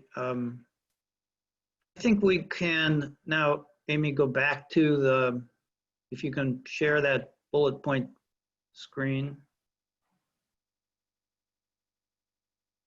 I'd like to craft a motion that will adopt or support this particular set of statements, which as I read them, are accurate and represent our consideration. You want to add onto this, Amy, something about the final EIR? Let's see, they're not alterations, but they're amendments. Is that the correct way to describe? Oh, the final EIR incorporates a revised or updated draft EIR that included all that additional information that was responsive to the HRB's request. So, you know, we have a separate kind of resolution that relates to the council certification of the EIR that's being prepared that will reflect the HRB's statements about the EIR if you choose to make statements about its adequacy in dealing with the cultural resources on the site. If it's helpful to the council, we can do that. I think that those comments we made a year ago in our hearing are more for information, and since those questions were followed up and didn't result in any how do I say this? They didn't result in the discovery, for instance, of an historic district, or did not provide verification that the Loki House was historic, then I don't know that we need to make a statement about that. I'm pleased that that modified project has maintained those two houses on Emerson and does in fact maintain a more residential character on Emerson. So I think that's basically all the HRB would be able to add to the conversation. Since we haven't found anything else that represents a I don't know, some historic resource that we need to preserve or highlight. And I'm sorry to be so. Yeah, so I'm trying to think of ways that I can incorporate all of the things that we have considered, even though some of them are not. You know, they didn't result in a finding that we would need to act on. Right. So, I mean, basically, your questions from last year about the draft EIR and including the one that said, we know this is not part of the project or the applicant's request or the school's request, you know, is there something about a historic district? And the draft EIR was then updated in the final EIR process to discuss that whole concept of a historic district. Again, you know, I would say that that's an adequate response to the comments and requests for information. And so that continues to the council with that improvement to the EIR with those responses. So okay, so I think that's exactly the kind of response we asked for and we received. We weren't asking for the creation of an historic district. We were asking for the investigation of the potential for an historic district. Same with the Lockheed House. All right, I'm sensitive about how much time we've now spent. We've been here 2 hours and we're still on item 1. So I think we are ready to move forward with a motion to adopt the statement that Amy has shown us. It's architectural review finding 2B, and I'm not going to read the whole thing because it's on our screen. So I would move that we adopt this as a board and look for a second. Is there a second? Martin, was that you? Or Michael? It was Christian. I second it. Oh, Christian, thank you. Sorry, screen is a little weird right now. All right, so there's a motion and a second to adopt this as at this meeting. If there's no further conversation, anybody want to make a comment? No comments. Okay, all in favor of this? Let's see, Vin, you need to poll the board, correct? Yes, let's do a voice vote for the record. And Okay. so now, starting with Board Member Bernstein, Yes. Chair Bauer, I support this. Board Member Kohler, Yes, I support. Board Member McKinnon, Yes. Board Member Pease, Yes. Vice Chair Shepard, Yes. and Board Member Wimmer. Margaret, Board Member Wimmer, you're muted. Sorry, I lost you for a minute. Yes. Okay, Okay, the motion carries 7-0. And before we proceed, I just wanted to let you guys know that I have to leave now for a medical appointment, but we have our very lovely Veronica Dow here who will take over for me. Great. Welcome, Veronica. All right. So I think that finishes item 2. Thank you, Adam and Kimberly and all the other people who have come to see us today. Appreciate all of your input. It makes it possible for us to reach a more comprehensive decision about how to move forward. Good luck with this, and we will create the subcommittee quickly. We'll do it today, and then Amy will be in touch with you to move this along. Thanks again, all of you. All right, board members, before you go, I want to take a break, but before we take a break, let's create the subcommittee. Martin, you requested to be on that subcommittee, is that correct? Yes. Anybody else, other people interested in participating? We need 2 more. I would be interested. This is Christian. Okay, Christian, fine. Anyone else? Mark? I'm happy to do it if no one else does. Okay, I'm not going to offer to do it because I'm actually busy, oddly enough. Okay, so it's going to be Debbie and Christian and Martin. I'd like to nominate Margaret for the committee. We can only have 3, so it's not a 3 quorum. I would give up my spot for Margaret. This is Christian. Yeah, I would too. Oh, I'm happy to participate. Sure. I guess you don't have a choice, Margaret. Okay, so I withdraw. Okay, well, yeah, that's actually, thanks, Debbie, for doing that. It's nice to have Christian in a subcommittee. He's a new member, and this will help him actually participate in something we don't normally do as a group. So Christian, Martin, and Margaret will do that. Okay, let's take a break so we can get up and stretch. Margaret. David, so I have a flight at noon, so I might not be able to last for the second item. I think I need to wrap up by 11 to pull myself together and get to the airport. So I'm sorry if that's a conflict, but yeah.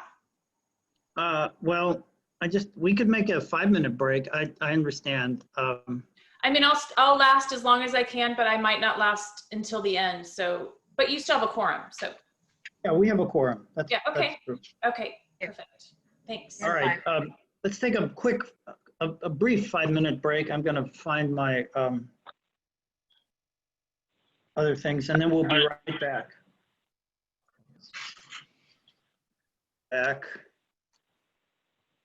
All right, let's begin again.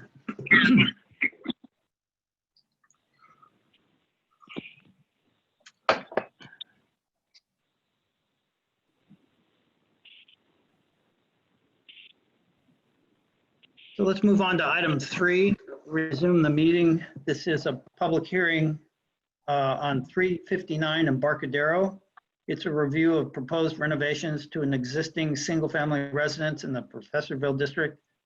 Environmental assessment is exempt. Zone district is R1. Single-family residence. For more information, project planner Nicole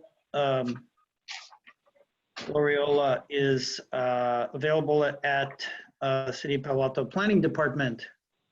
So, Amy, take it away. Thanks. I would like to introduce Nicole. She will be presenting the project staff presentation. We also have with us our historic consultant, Barrett.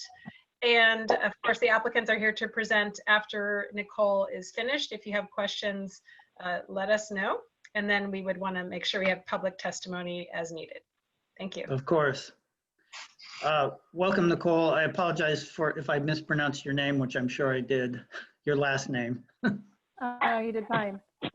So anyway, Nicole Oriola, Associate Planner with the city, and bear with me while I share my screen.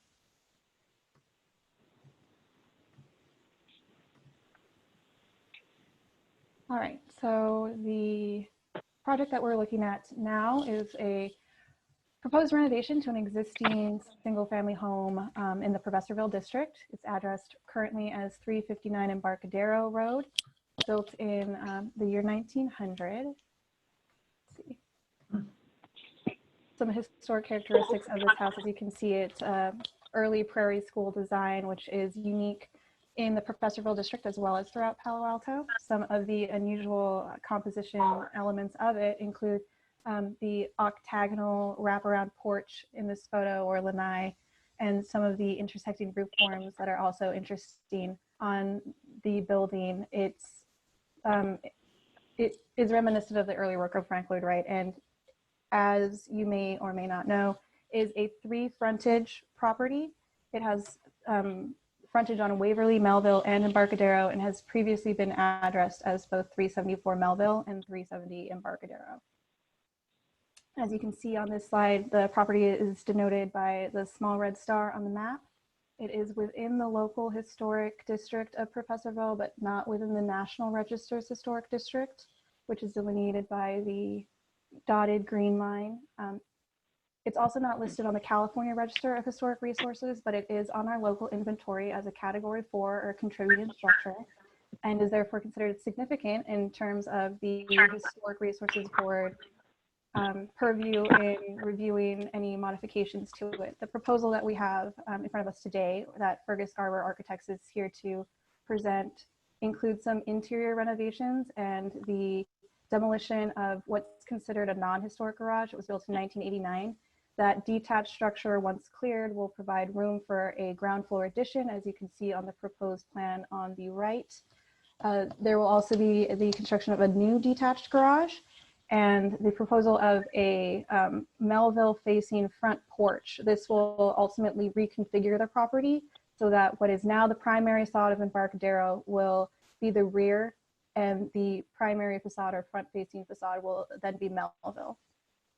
Some policies of note that are applicable to this project, I'm sure we all know about the comprehensive plan policy, L7.1, in regard to preserving resources that have historic merit within our city, as well as our historic preservation ordinance, which is Municipal Code Section 16, Chapter 49, that gives the Historic Resources Board jurisdiction over the review of single-family residence applications on what's considered a significant site like this one, because of its inclusion in Professorville. Of course, that means that the Professorville guidelines are also applicable here.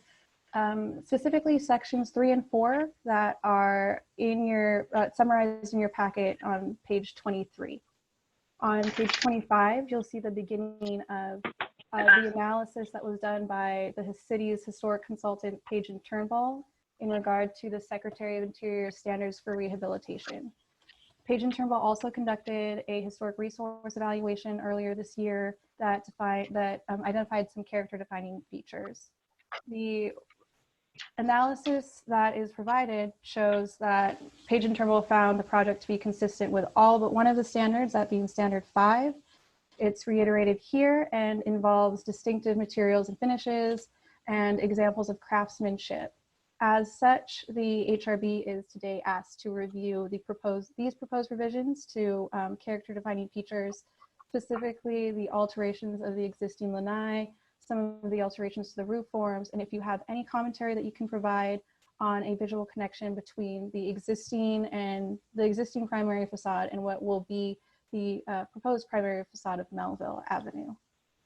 We also, as Amy mentioned, have representation from Page and Turnbull here to answer any questions you might have about their analysis or identification of character defining features. Thank you very much. Thank you, Nicole. Very cogent and succinct summary. We have somebody from the client wants to speak. So we need the disclosures, Chair Bauer? Thank you, Martin. Couldn't do this without you. Anyone like to make any disclosures about the project? Martin? Yes, I do. Go ahead. I have a, yes.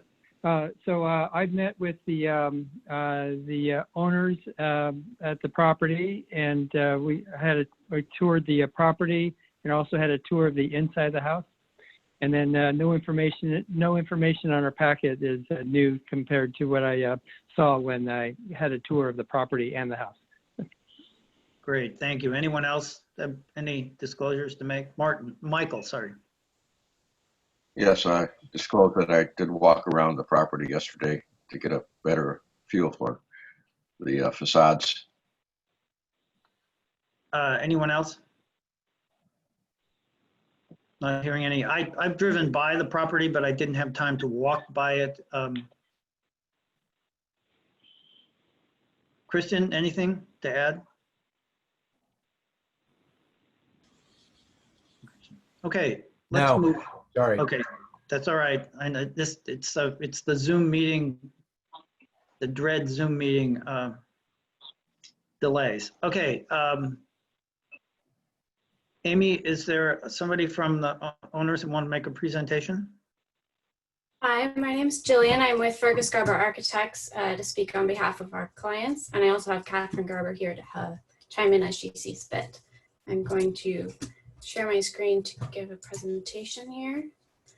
So as Nicole, thank you. So as Nicole mentioned, we're here to talk about our project at 359 Embarcadero Road. As an overview, which she already got to, but our project is within the historic professorial district, but not within the local historic district of the National Register. A photo from 1901, you can see it was a little slightly different surroundings. And an existing photo, we'd like to note that the current state of the house, the previous owners had not completely upkept it, so there are lots of things worth upgrading for safety, and bringing it to present day, even just electrical would be nice. A rough site plan of the existing massing. You'll see that the existing main house is in this kind of L-shaped form with a detached garage and an ADU. The ADU is out of scope for this project. Our proposed design, you'll see the new addition attached to the main residence, which is in a similar location from the existing detached garage. A new front porch on the Melville side, and a new detached garage, which sits farther back from the historic facade, which is along Embarcadero Road. As a comparison, you'll see that our new addition, as mentioned, sits very similarly to the existing detached garage, and we're removing this sunroom porch on the back, which is non-historic. And then there's this inner portion of the covered patio on the historic facade as well. To look at that a little more closely, you'll see with our historic facade on the right-hand side, we've got our new addition with a narrow dimension facing Embarcadero, our front porch, which is not visible from Embarcadero, and our detached garage, which sits farther back on the site. Of the three structures that are largely getting removed, the non-historic detached garage was built in 1989. A non-historic addition was added in 1993, which we're removing. And then there's an inner lanai portion, which sits inbound of these exterior walls, which we're proposing to remove. Just another view, elevation-wise, you'll see that Our new addition sits low in comparison to the main structure, and our detached garage sits back. With regards to the design objectives of the professional guidelines, guideline 3.1 talks about historic exterior materials being maintained and preserved as much as possible. Our goal is to retain as much of the stucco as possible, but because some areas 120 years old, it may need to be repaired in select locations. Most of the rafter tails, wood paneling at the eaves, we're aiming to preserve as much as possible. And then additionally, existing windows and the existing front door, many of those are being preserved along with the window trims that are along with them. To dig into windows and doors more specifically, we worked with Page and Turnbull during our pre-design meeting and have decided to keep 28 of the 34 existing historic windows. You'll see that all 10 of the second-story windows are going to be preserved. 13 of the 16 first-floor windows, we're aiming to keep them, but relocate a few in some locations. And 5 of the 8 basement historic windows will be retained. Additionally, our historic front door on the Embarcadero side, after discussion, is going to be left where it is in its historic location and with its historic leaf.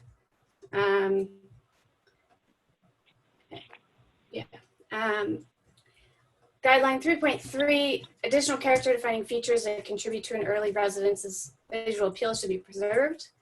The symmetry of the 2-story volume with the front porch is largely preserved.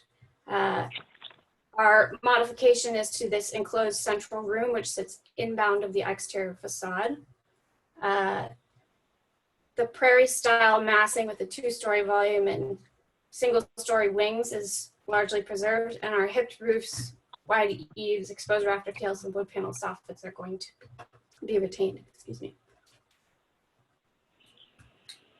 To take a look at existing first floor plan where areas have been altered and so shouldn't be considered fully historic. I mentioned the detached garage that was built in 1989, the historic addition at the back end of the house in 1983. Additionally, the kitchen was remodeled at some point in 1969, which included changes to the windows and to the stucco.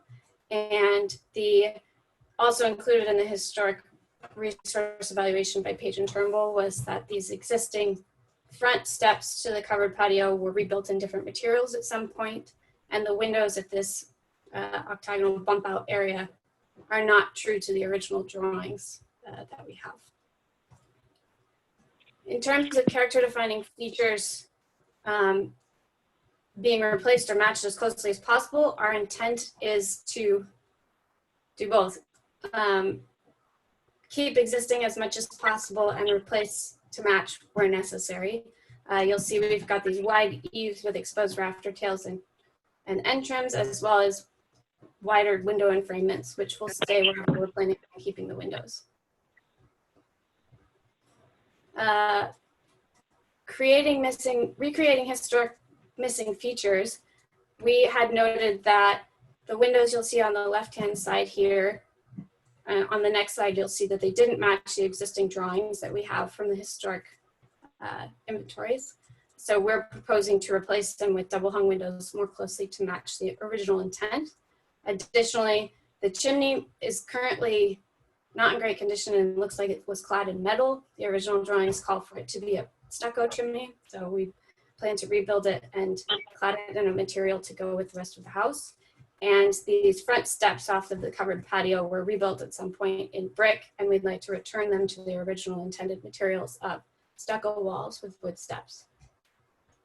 Here's a drawing that we have of the historic intent, and you'll see these low stucco walls with steps coming down, a plaster chimney, and double hung windows on the left.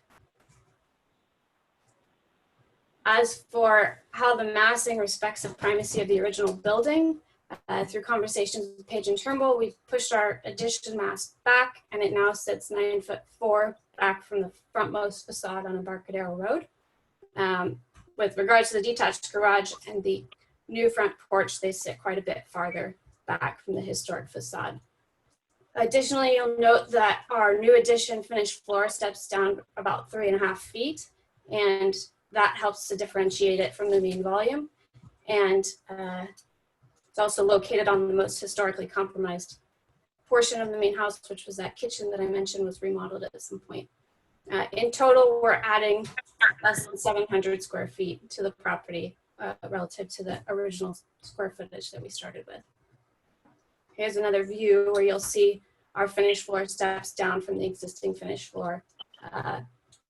Additionally, our general volume width and proportions of the addition are compatible with the existing. We are matching roof pitches and details, but our depths of eave projections will be shallower to help differentiate our finished floor steps down. And our windows will complement the existing, but not be exact matches. In terms of materials, our plan is to match the overall palette of the house. In summary, we think that our proposed project endeavors to preserve as much historic content as possible, repair and restore historic elements to their original intent. It does remove some non-historic structures, but replaces them with structures that are both complementary and differentiated from the main historic volumes, while remaining secondary to the main home. We look forward to hearing your feedback. Great, thank you, Julian. A very thorough presentation, and it's very helpful to see how this modification affects the original building. I do share with you the desire that this building have adequate electrical system so that it doesn't burn down. But that's an easy add. Yeah.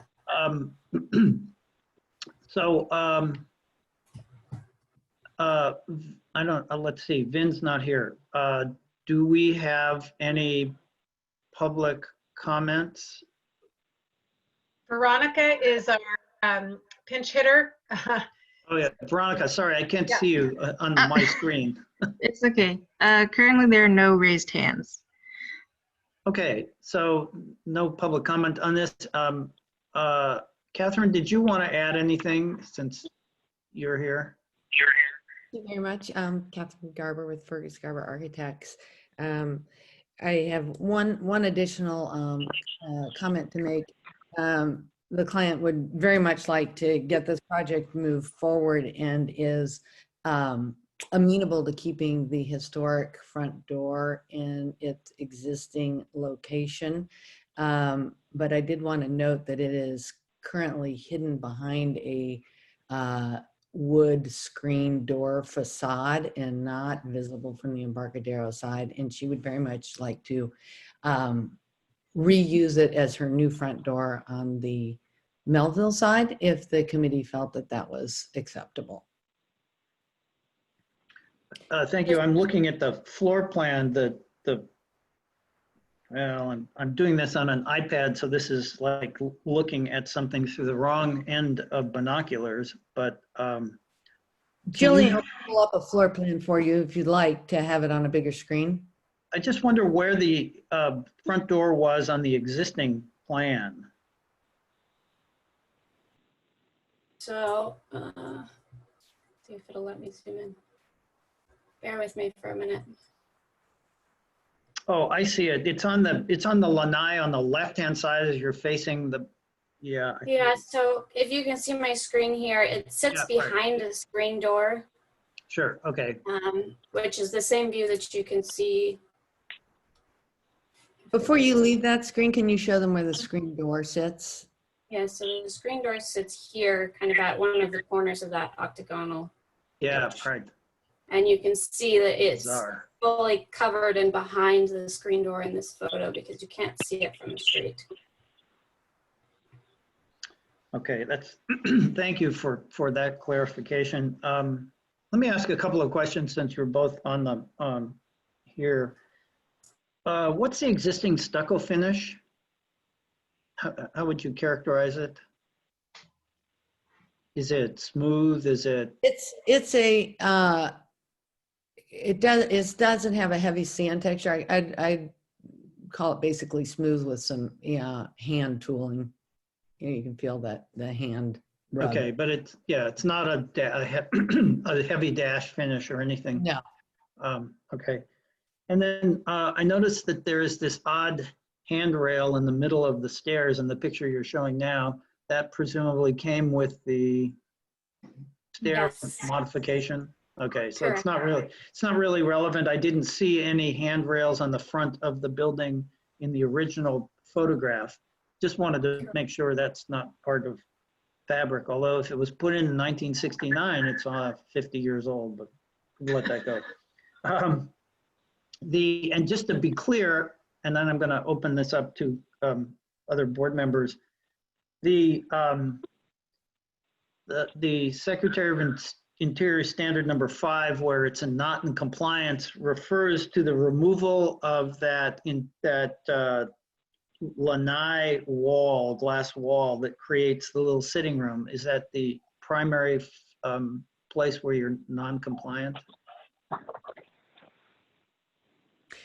That is our understanding. Yeah, we can have Barrett is here at the meeting if you would like to ask her questions about that evaluation from Yeah, our consultant. Oh, yeah. This is Barrett Ryder. I'm with Page and Turnbull and completed the HRE and the standards analysis. That is really the only kind of main character defining feature that is getting removed. So it's kind of the most critical point, since this is the primary facade and it was designed by a well-known architect actually out of Minneapolis that designed this building for a client who was based in Minneapolis moving out to Palo Alto. So they designed the building, and that's part of why you have this really rare example of the prairie style in Professorville. So it's really just kind of looking at this intersection of octagonal forms and these very dramatic roof lines that help to define the prairie style. So that's kind of the main component of what we're looking for HRB comment on. Removing kind of this main character defining feature is not really compliant with standard 5, but I know HRB can kind of comment on that and decide what you're comfortable with as well. But before you go, it's a kind of an odd juxtaposition of an exterior wall that's well within kind of an interior space that's not interior but exterior. Exactly. And it's actually a pretty common prairie feature. There are other examples of this kind of not round, but octagonal or polygonal porch projections that originally were open air and had some sort of internal feature. And also the placement of the chimney is like very central to the prairie style. The central hearth is important. So kind of this combination of those features really develops that prairie style element on this facade, which is why this is the primary facade and why it's historically important. Interesting. Okay, board members, any comments? I know, Margaret, you've got to leave. Can I go first? Yeah, absolutely. Sorry, I'm getting nervous about the time. So I guess my impression is that I don't really, can you put that image back again? That was really helpful.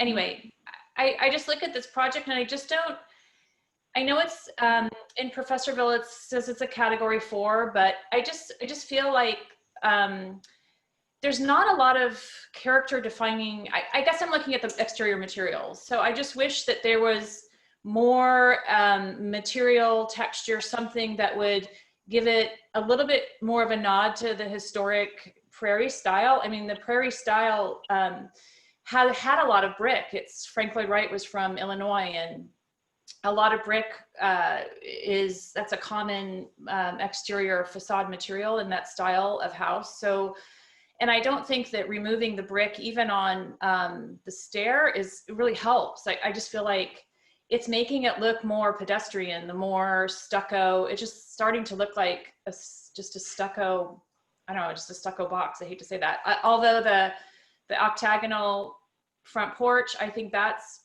a character defining element, definitely. I just feel like it needs to, I just think that the exterior facade materials need to be considered in a way that it would give this category 4 house a sense of historicism. I feel like just continuing this smooth stucco finish is detracting. It's taking away the sense of historicism. I just feel like openings on this porch. There's just no trim or molding around those raw openings on the porch. And that's kind of like, I don't know, that just feels like an unconsidered detail. I wish that there was some, maybe a casing or something. I hate to say this, I would even consider shingling the building. I know that's totally the wrong thing to say, but I feel like if it was covered with shingles, it would make it feel like it's a Professorville home.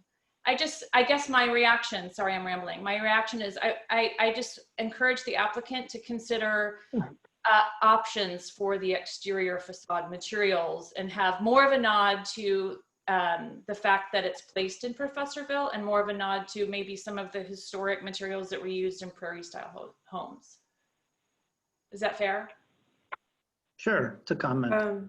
If I could interrupt, I guess, more on the prairie style. A lot of times there was stucco and then there would be some contrast of trim. And there are pretty extensive wood surrounds on both windows and doors, which I know the applicant is planning on keeping. So it might be just in terms of adding more contrast. It is a painted wood on those trims, so that might help. But this building historically did not have shingles, did not have brick. So adding those elements back would be. But I guess my spirit is in, I just would love to see more texture and something with the exterior materials that makes it like, wow, that's a beautiful house. Right now, it just, it's kind of like, it just feels like it's a missed opportunity. Yeah, and originally the roof probably also would have had wood shakes, so it would have been a little bit more textured. But yeah, it is a one-off in terms of the Professorville context. But that's part of why it's also special, because it is this rare prairie style. Also, Margaret, remember, we're seeing this prior to a substantial renovation, and the house has really had no normal maintenance as far as you can tell from the photos and what I saw when I drove by. But they have one image of their proposed, which is similar to this, but it has, instead of the brick at the stairs, it's all stucco. There's another image of their proposed. Right, the renovation is to bring it back to what it was when it was built, right? But even this, that to me just feels, I would just walk by that house. I wouldn't stop and look at it. I don't know, I guess it's too much stucco. I feel like it needs, or maybe just take that front porch and do something really cool with it. Like give it some texture. That's all, something, it needs something. But well, I see it totally differently, but that's, to me, it's in this rendering, you now can see the windows because there's contrast in color from the existing building as we're seeing it is all white. Everything is painted out. So it's almost impossible to see any of the details. And my limited experience with prairie style construction was when I walked around Frank Lloyd Wright's developments outside of Chicago. And this is familiar to me just from my memory of it, but more important, it's the shape of the roof and the more substantial overhangs. And in this building, we saw in the presentation overhang material that's actually part of the design. It's very subtle because you can't see it from the street, but there is, so I think there is stuff there to see. Martin, you have a comment? Sorry, Margaret. Sorry, and the handrail, I just would do something. I know this is a just conceptual elevation, but again, with the handrail, there's just one sort of handrail that could be more integrated into the design or historic referenced or something. I don't. Yeah, I find a single handrail to be out of balance, but we can get to that later. Martin, did you have a comment? Yes, I do. Can you hear me? Yes. Yes. Tagging off the consultants' names from Page and Turnbull. I forget. Sorry, I didn't write down your name. It's Barrett, I think you were talking about. Yeah, that's correct. Barrett. Yeah. Hi, Barrett. Thank you.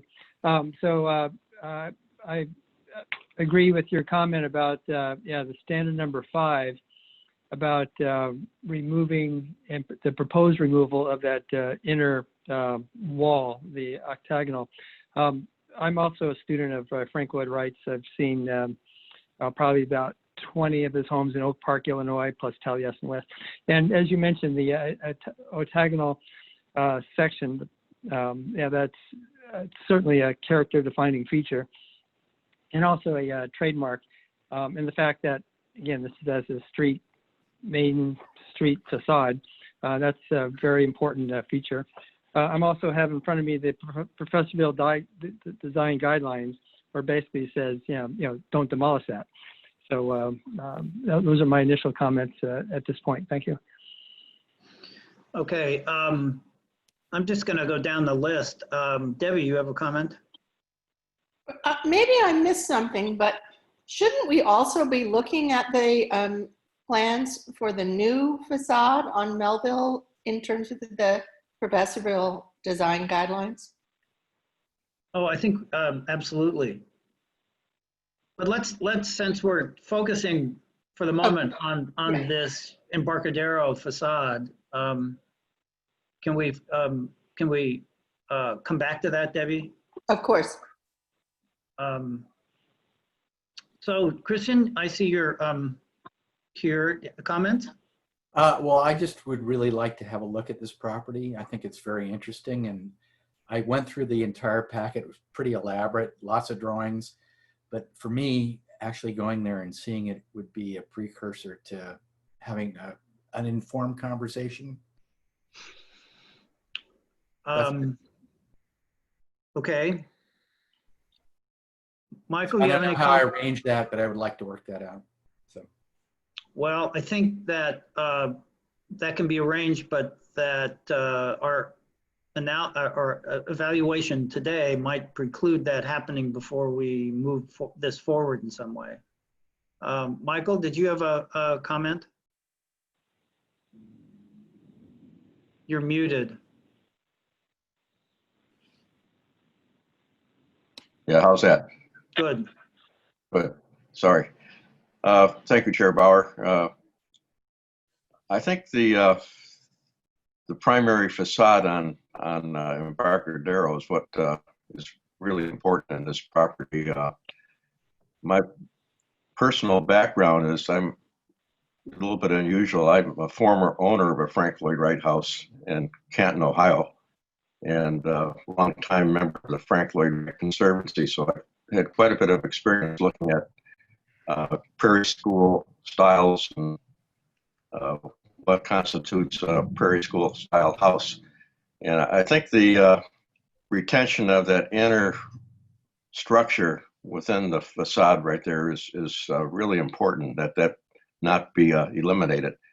And what comes to my eye right here is most of the prairie school houses are not as dark white as we see in this house. They're more of a muted color. And I think that really affects the whole presentation of the structure in total with the blank white. I can't ever recall seeing a prairie school house that was painted white.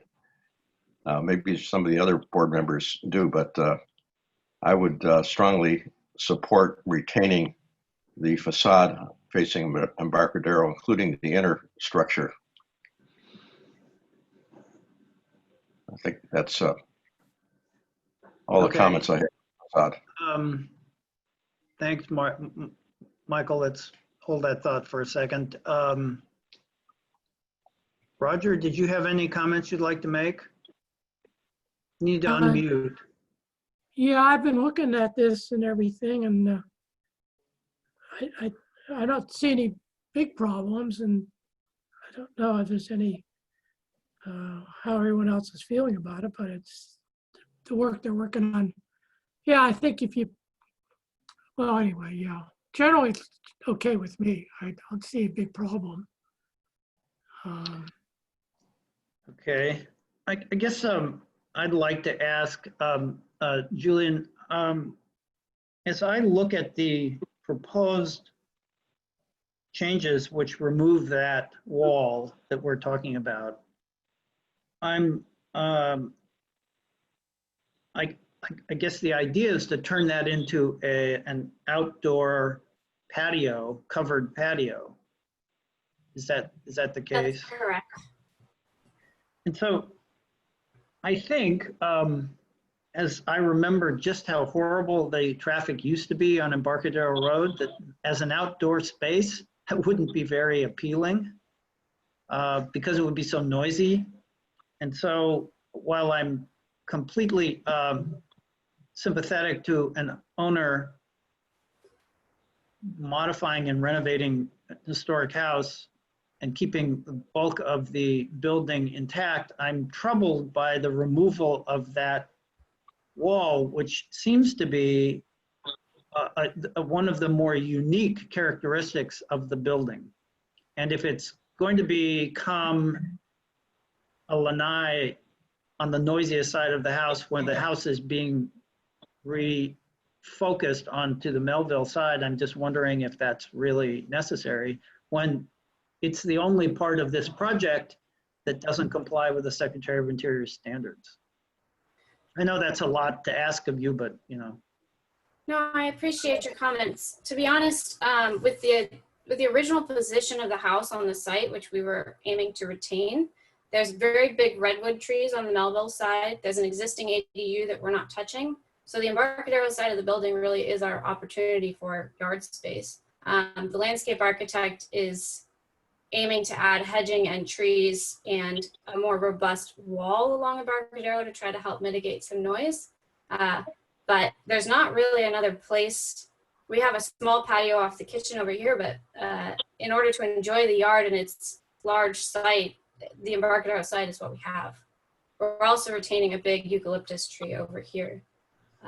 But on the Melville side, the yard space is minimal, but it feels a lot more intimate, like an entryway. And it was our aim to reposition the entry to the Melville side in order to have that intimate approach from a neighborhood rather than a busy street like Embarcadero. Sure. Yeah, the only other thing I would add to that is, again, I mean, it's somewhat obvious that having your driveway and entry off of Embarcadero is pretty tough. And having it on the Melville side is, you know, easier for the pedestrians to come and go, which leaves then the Embarcadero side as the you know, the family side, the more private side. And as Jillian said, hedged in. And the only other thing I'd add is the owner recognizes that, you know, maybe having a water feature, something to try to break up the sound of the traffic will help some. Sure, it's a tough street to have a residential building face onto because it is effectively one of the major traffic arteries through the city. Right. Anyway, other board members. You know, I think it's quite. I just want to add one other thing. It's, you know, rather than, you know, spilling out into your front yard for entertaining, it's, you know, more natural in how we designed this, that the kitchen and living space then spills out onto the Embarcadero side, which is the side. Michael, do you want to make a comment? I think the character defining features are really that inner wall on the front porch, if I would call it that. But I think that should be retained. And I would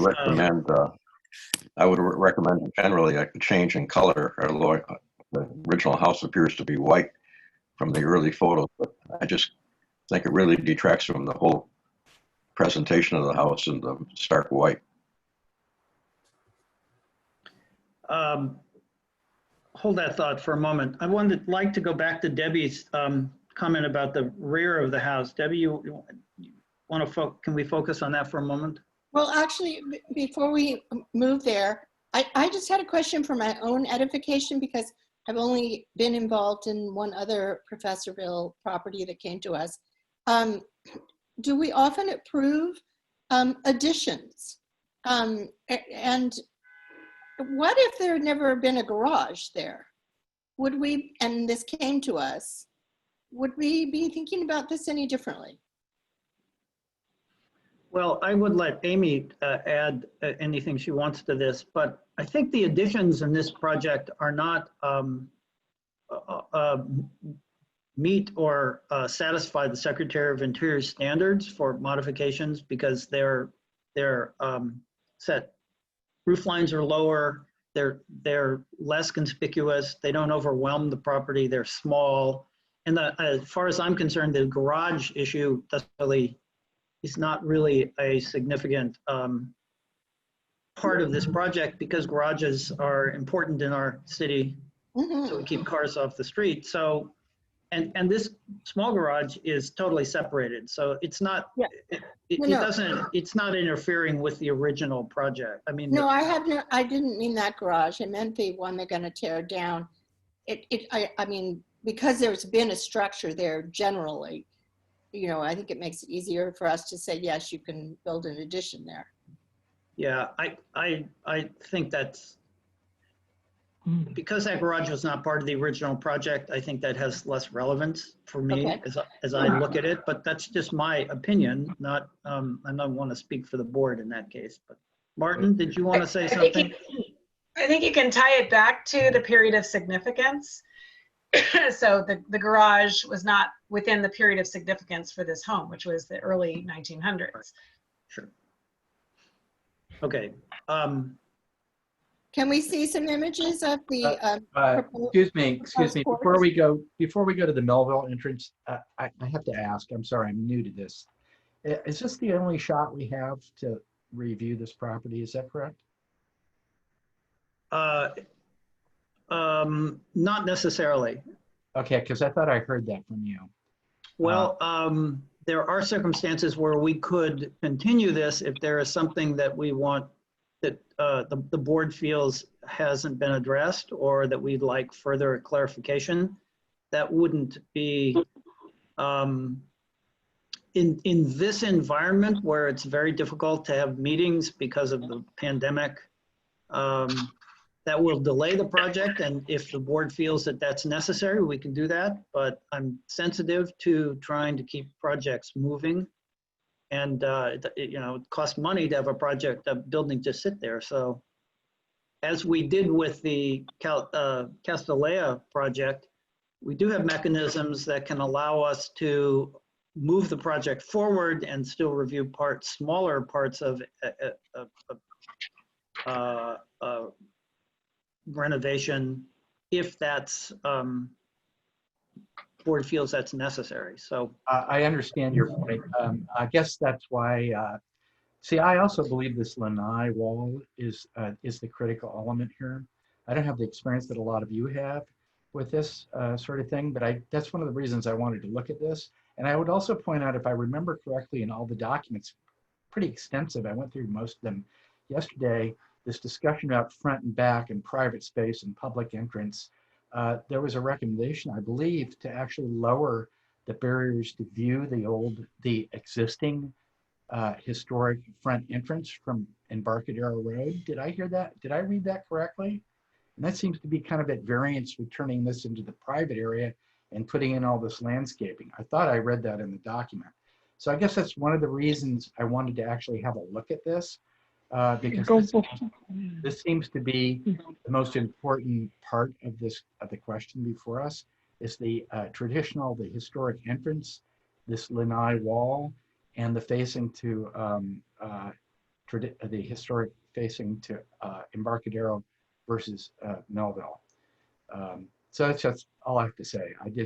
I didn't realize that this was probably, for practical reasons, which you have articulated clearly, perhaps the only review we're going to do of this property. So let me go back to something you said. I'm going to pick just one of the things that you just highlighted. It's my understanding, and Amy, you can help me with this, or Barrett, either of you, that the repurposing the front and back of the house for access, in this case, does not seem to me to alter the historic characteristics, the major form and shape of the building. The way in which an owner enters or exits the house seems to me, as long as they didn't take off the original entrance, that doesn't really compromise the historic features. Is that an accurate way, Barrett, since you're the person that, That's not the intent of what I was trying to say. That's Oh, not the okay. intent of what I was trying to say at all. Oh, then, I guess sorry. I'll try to make this as clear as I can. I agree with the comments so far that the most important element to decide here is this interior wall, the lanai room. That seems to be the one thing that is does not conform to the guidelines. That's all I'm trying to say. And okay. I was just reacting to the discussion I heard about the entrance to private space and what seemed to be comments that seemed counter to what I had read in the documents. So. Okay, sorry. I just thank you for clarifying that. All right, so. This is Barrett. I can provide some clarity. Within the standards analysis, I didn't actually include that it would be a recommendation to lower some portion of the Embarcadero Road fence line and hedging that is planned to go in, because this property is very visible from Embarcadero Road and historically it was very visible. And by changing the primary facade to a rear facade, you're kind of removing the public's ability to view the historic facade. And it is fairly typical. I've walked through Professorville quite a bit, and it's fairly typical that people have gates and hedges, but they often will provide some view of the building where you can like look over the gate and kind of see the historic facade. So that was included as a recommendation, not that it doesn't make it standards compliant, but that by retaining some view of this primary facade, it would help to really keep it as part of an active part of the community in the Professorville district. Thank you. Great. Yeah, thanks for that clarification. Okay, I'm worried we're getting somewhat bogged down. What I'm hearing is that board members have a problem with removing that inner wall. I am a little uncomfortable about doing that because that is a relatively important characteristic of this particular building, but I'm also sensitive about the fact that well, that space is exterior space, so I suppose I'm going to contradict myself and say that that is, in fact, removing an exterior wall, which has significance in terms of the architecture. So let me just stop there. I think I guess I'd like to hear from other board members about how we want to move forward with this. Chair Bauer? Yes, I hear you, Martin. Go ahead. Yeah. So if you're ready for more discussion, or are you prepared if you heard a motion now? I am, well, Debbie had raised the rear of the building, and so maybe we ought to discuss that, and then yes, that sounds good. I would be willing to hear motions. So Debbie, do you want to?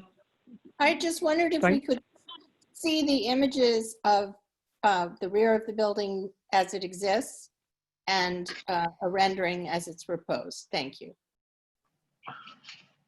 Can you see these images? Yes. Okay, sorry, these renders are not as finished as the ones on Embarcadero Road, but we prepared them just in case.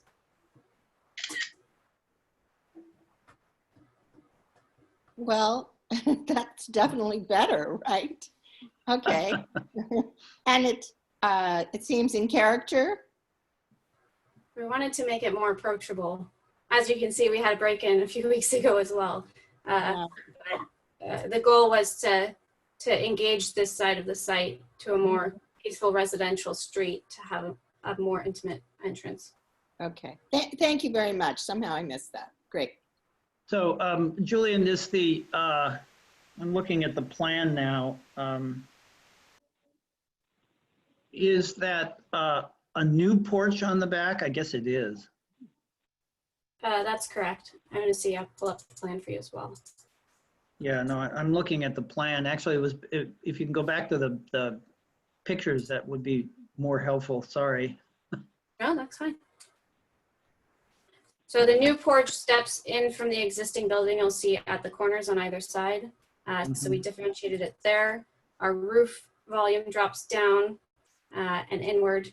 And the new porch sits, I believe, about 10-foot projection off of the existing building. just enough to have a couple of chairs to sit out there on the quiet side. But because of the redwood trees that are out here, we're pretty tight on doing much more out there. Sure. Okay. All right. Actually, I think that's a sensitive. I like the fact that it's pulled in from on the sides. That does differentiate it. Extending the roof out sort of captures it, and so that might be. I'm not sure. I can't really see what's going on with the roof of the deck extension, whether that actually is below the ridge of the It house. is. I wish I could show you my model, but it sits downward quite a bit. But we kept the eave height the same so that at least Right. that would be Okay. continuous. Yeah. So it's clearly not. I mean, those of us in the architectural and building trades could see that that's differentiated. So it's not just an extension of the original roof plane. Okay. Any other questions about this? Let's get back to the I think the biggest question all board members, I'm hearing board members discuss is what to do about that exterior interior wall, because that's the only part of this project that does not conform to the Secretary of Interior standards, and that's what we're supposed to be doing here, is evaluating that. So Martin, if you're still there, yeah, I guess I would entertain a motion at this point. Yes, thank you, Chair. So I'd like to move that the floor plans as presented for the alterations on the backside, it's like those are meeting the Secretary of Interior standards because of its the new alterations are and renovations there. They seem to be subordinate to the main historic structure, and that and then I also like including in the motion that the original inner porch wall that's being proposed to be demolished, that does not be removed, and that is retained as the existing condition is, mainly because that is a street-facing facade, major street-facing facade, and also that would be if we did remove it, it would. Well, let's see. I guess I'll speak to my motion after. My motion is to retain that inner porch wall, and that the rear proposed changes are compatible because they are subordinate to the main structure. Okay. All right. Is there a excuse me? Is there a second? I'll second it. Okay. So would you like to speak more, Martin, about your proposal? Yes. The reason for this motion that's been seconded is that because of the very explicit wording in the Professorville design guidelines about not removing historic features, especially since this is on the primary front street-facing facade. That's a major character. When I look at figures proposed in our packet, figure 7 was showing it without it being removed, and 8 with removing it. It clearly changes that character. So that's why the basis of my motion is don't change that very important facade feature. Thank you. Other comments? Well, while you're gathering your thoughts, board members, I'd like to say that I support Martin's motion. I had when I was reviewing this, I was wrestling with how to deal with that wall, and when I finally got to the understanding that it was actually an exterior wall, I imagined what we would do as a board if somebody came to us and said, well, we want to take out this exterior wall, and which is part of the character defining features of a building, and I don't think we would have supported that design change. I want to say that I like the fact that the addition on the back and the kitchen conversion into rec room, I think those are very sensitive, and they're well considered in terms of the Secretary of Interior standards. And the garage, removing the garage is not an issue for me because it's was added in the 60s and You know, my opinion of most of what's been added to Palo Alto in the 1960s is not very high. So I think this is an improvement, getting rid of that. And I'd like to make one other comment. Landscaping landscaping comes and goes, even trees die and need to be replaced. So I'm not terribly concerned about landscaping in front of the building. Everybody does that. There are many buildings in Professorville and in my neighborhood where you can't even see the building anymore because the landscaping has grown so tall. But that can be changed, and it does change with ownership changes. So I think that this particular proposal that Martin is making helps the architecture team to see our position, our understanding about the Secretary of Interior standards and why we would not want that interior wall to be removed. Anyone else comments? I think Debbie, go ahead. I'm struggling with this because I think I have to say I identify with the homeowner. This is a lot of square footage in terms of living space that when the house was designed originally, it was used. And now, because of changing traffic patterns, it is a useless space. So is there some compromise that could be considered short of tearing down the wall? Can the windows be glassed in or screened in a way that is not too dramatically different so that the space could be more functional? That would be Julian's call. Debbie, this is Catherine speaking. Or Catherine. Are you talking about the outer stucco wall or the inner lanai wall? I'm not really sure. I'm just Julie, can you pull up the showing the inner lanai in place? I think the issue with the once the inner lanai is kept, there is no outdoor porch space. The inner lanai was interior space, and then you had a wraparound porch. So the goal was by removing the inner lanai, we had an outdoor patio to sit on. I see. All right. Okay. I withdraw my comment. All right. Maybe we've got.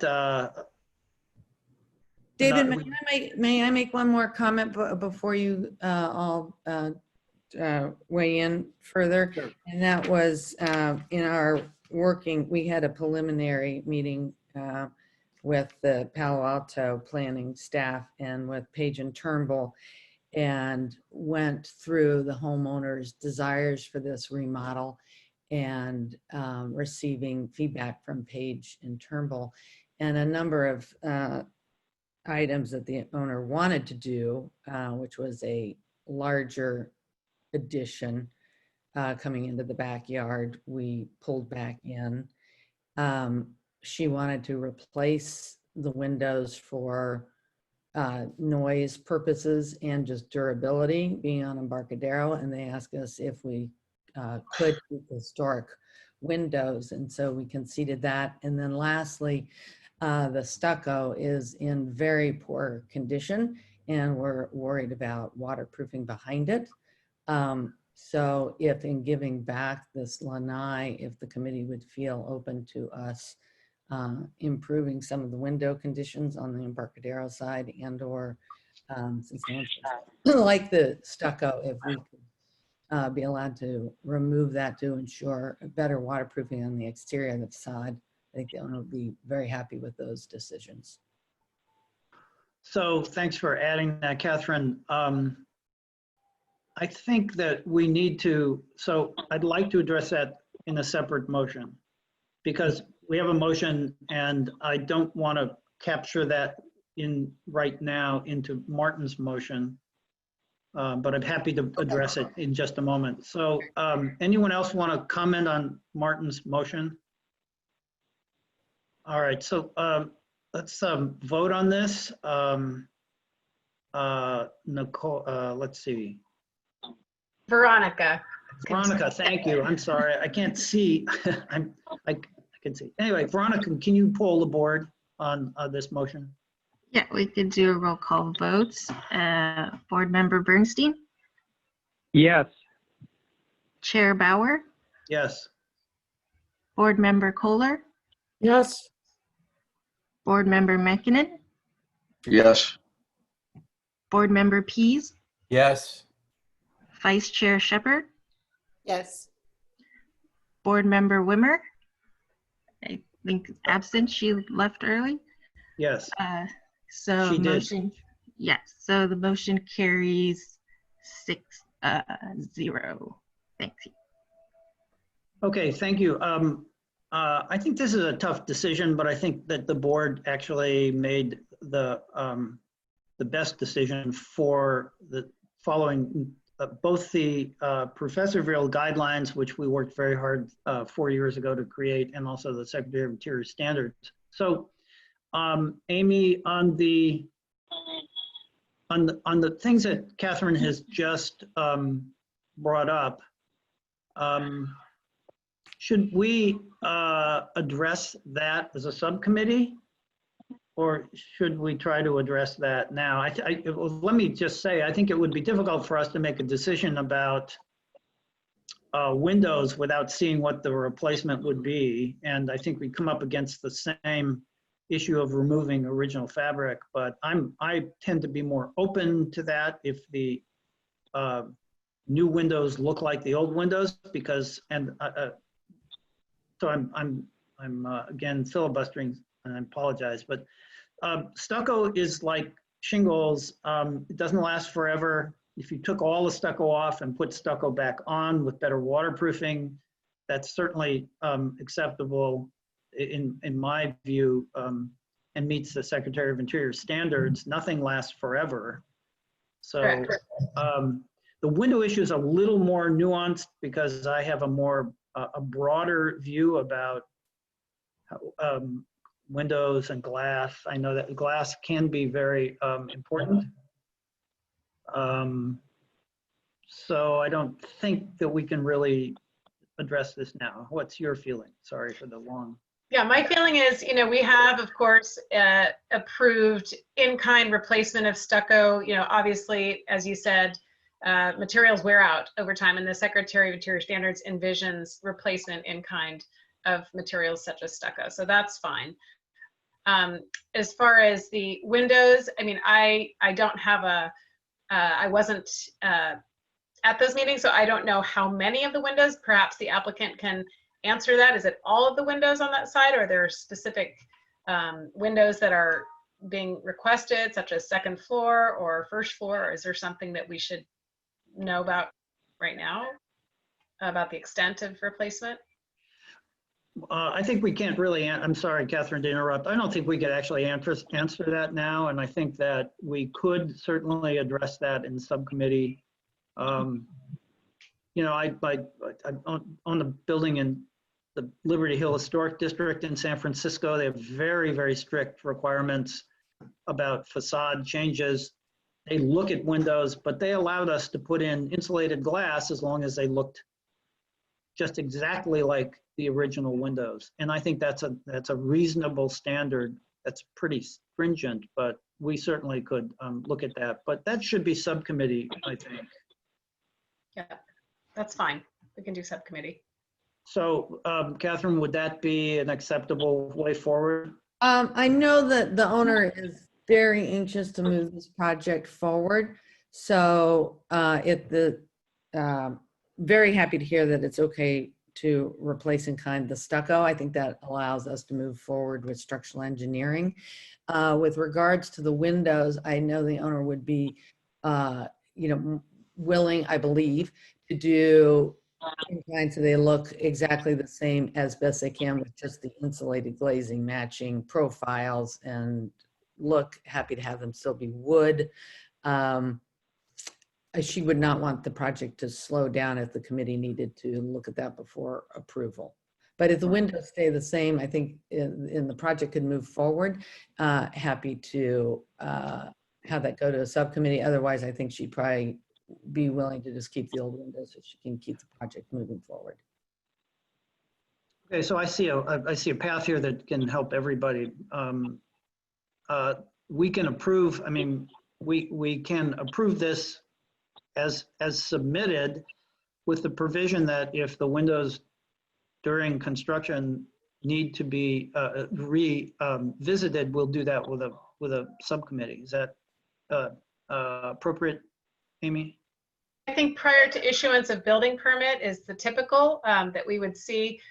Something like, you know, if you wanted as a subcommittee to see how they carry out the stucco replacement, like, you know, go visit a patch that they're doing, and, you know, as a subcommittee to, if that was an interest, I would say that's during construction. I'm not sure. I think we need to resolve it with the building permit set. Well, you can resolve it by just submitting what's here and then coming back and they can submit a revision, which happens, and the revision could then be reviewed. Yeah, I guess before building permit issuance is what I would like to say. Right. Well, you know, that kind of compresses the time to do this, and I think I don't want to get involved in the process, but I can just foresee a way to do it without having to make that decision. It will make, if you do decide to move forward with insulated glass windows, that's going to make your energy calculations I would imagine, much easier. And I don't know where you are in the process, so I guess that Amy, you and Julianne and Catherine can work out the sequencing. Let us say that this is, if the windows change, the board would like to see that at the subcommittee level. I think that probably is enough. Yep. Can I Okay. ask a question? Sorry. Go ahead. With regards to the replacing the original stucco to match in kind, does that need a subcommittee, or are we okay to proceed with that assumption? I think, you know, matching in kind is typically when you got to the point of final coat, subcommittee would just go out and look at it. I mean, we're not talking about any time at all. Something that I, as a builder, did with my clients. So it doesn't add, I don't think it adds a step for you or your client. I think it's relatively simple. But it's not necessarily hinging approval today. I could just capture that with a note on the plans or something. Exactly. I think that's acceptable. All right, so David, perhaps we proceed with our building calculations for energy code, assuming that we have the historic windows, and then if we get approval by you to replace them, we fill in house is just more energy efficient. yeah, you're going to have to meet those codes one way or the other. So I don't want to provide any kind of impediment. And you might find that, you know, that replacing, if you want to really address all the windows in that issue, then that still needs to come back to the board if as a subcommittee, at the least a subcommittee. Unless the board feels strongly that it should be, everybody should review it. I'm sorry, I'm sort of occupying all the time here, and I'm sensitive about how long we've been here. So I think, Amy, we've made our statement about the project in Martin's motion. And these other issues that we're now discussing are just discussions, and it's up to the design team and the owner to bring it back to us as is necessary. Michael, you want to say something?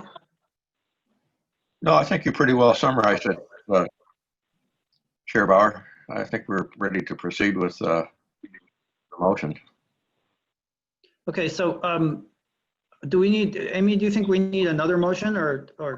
So you have the motion on the floor, which is to retain the lanai inner wall and the expressed flexibility on the stucco in-kind replacement and the potential flexibility on the window replacement following further analysis. So I think that's enough as a motion that we can appropriately provide an action from today.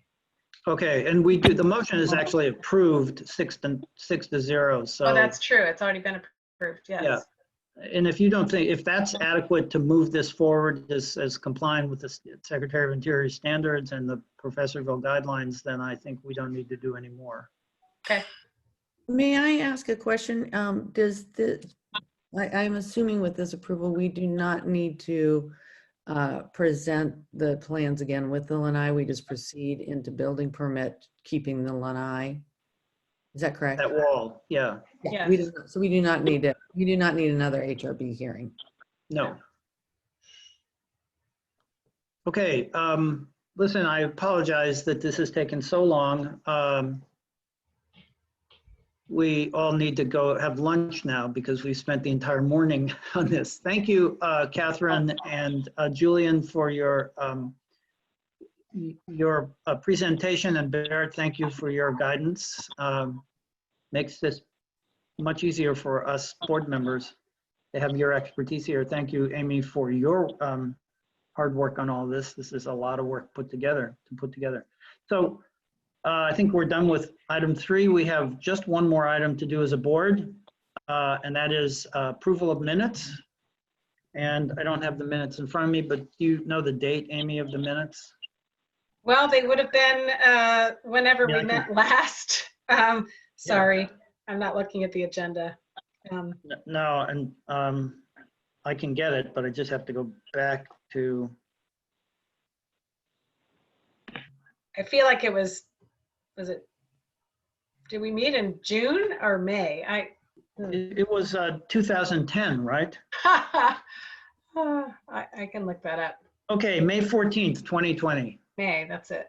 All right, so are there any corrections or additions to the minutes? Debbie?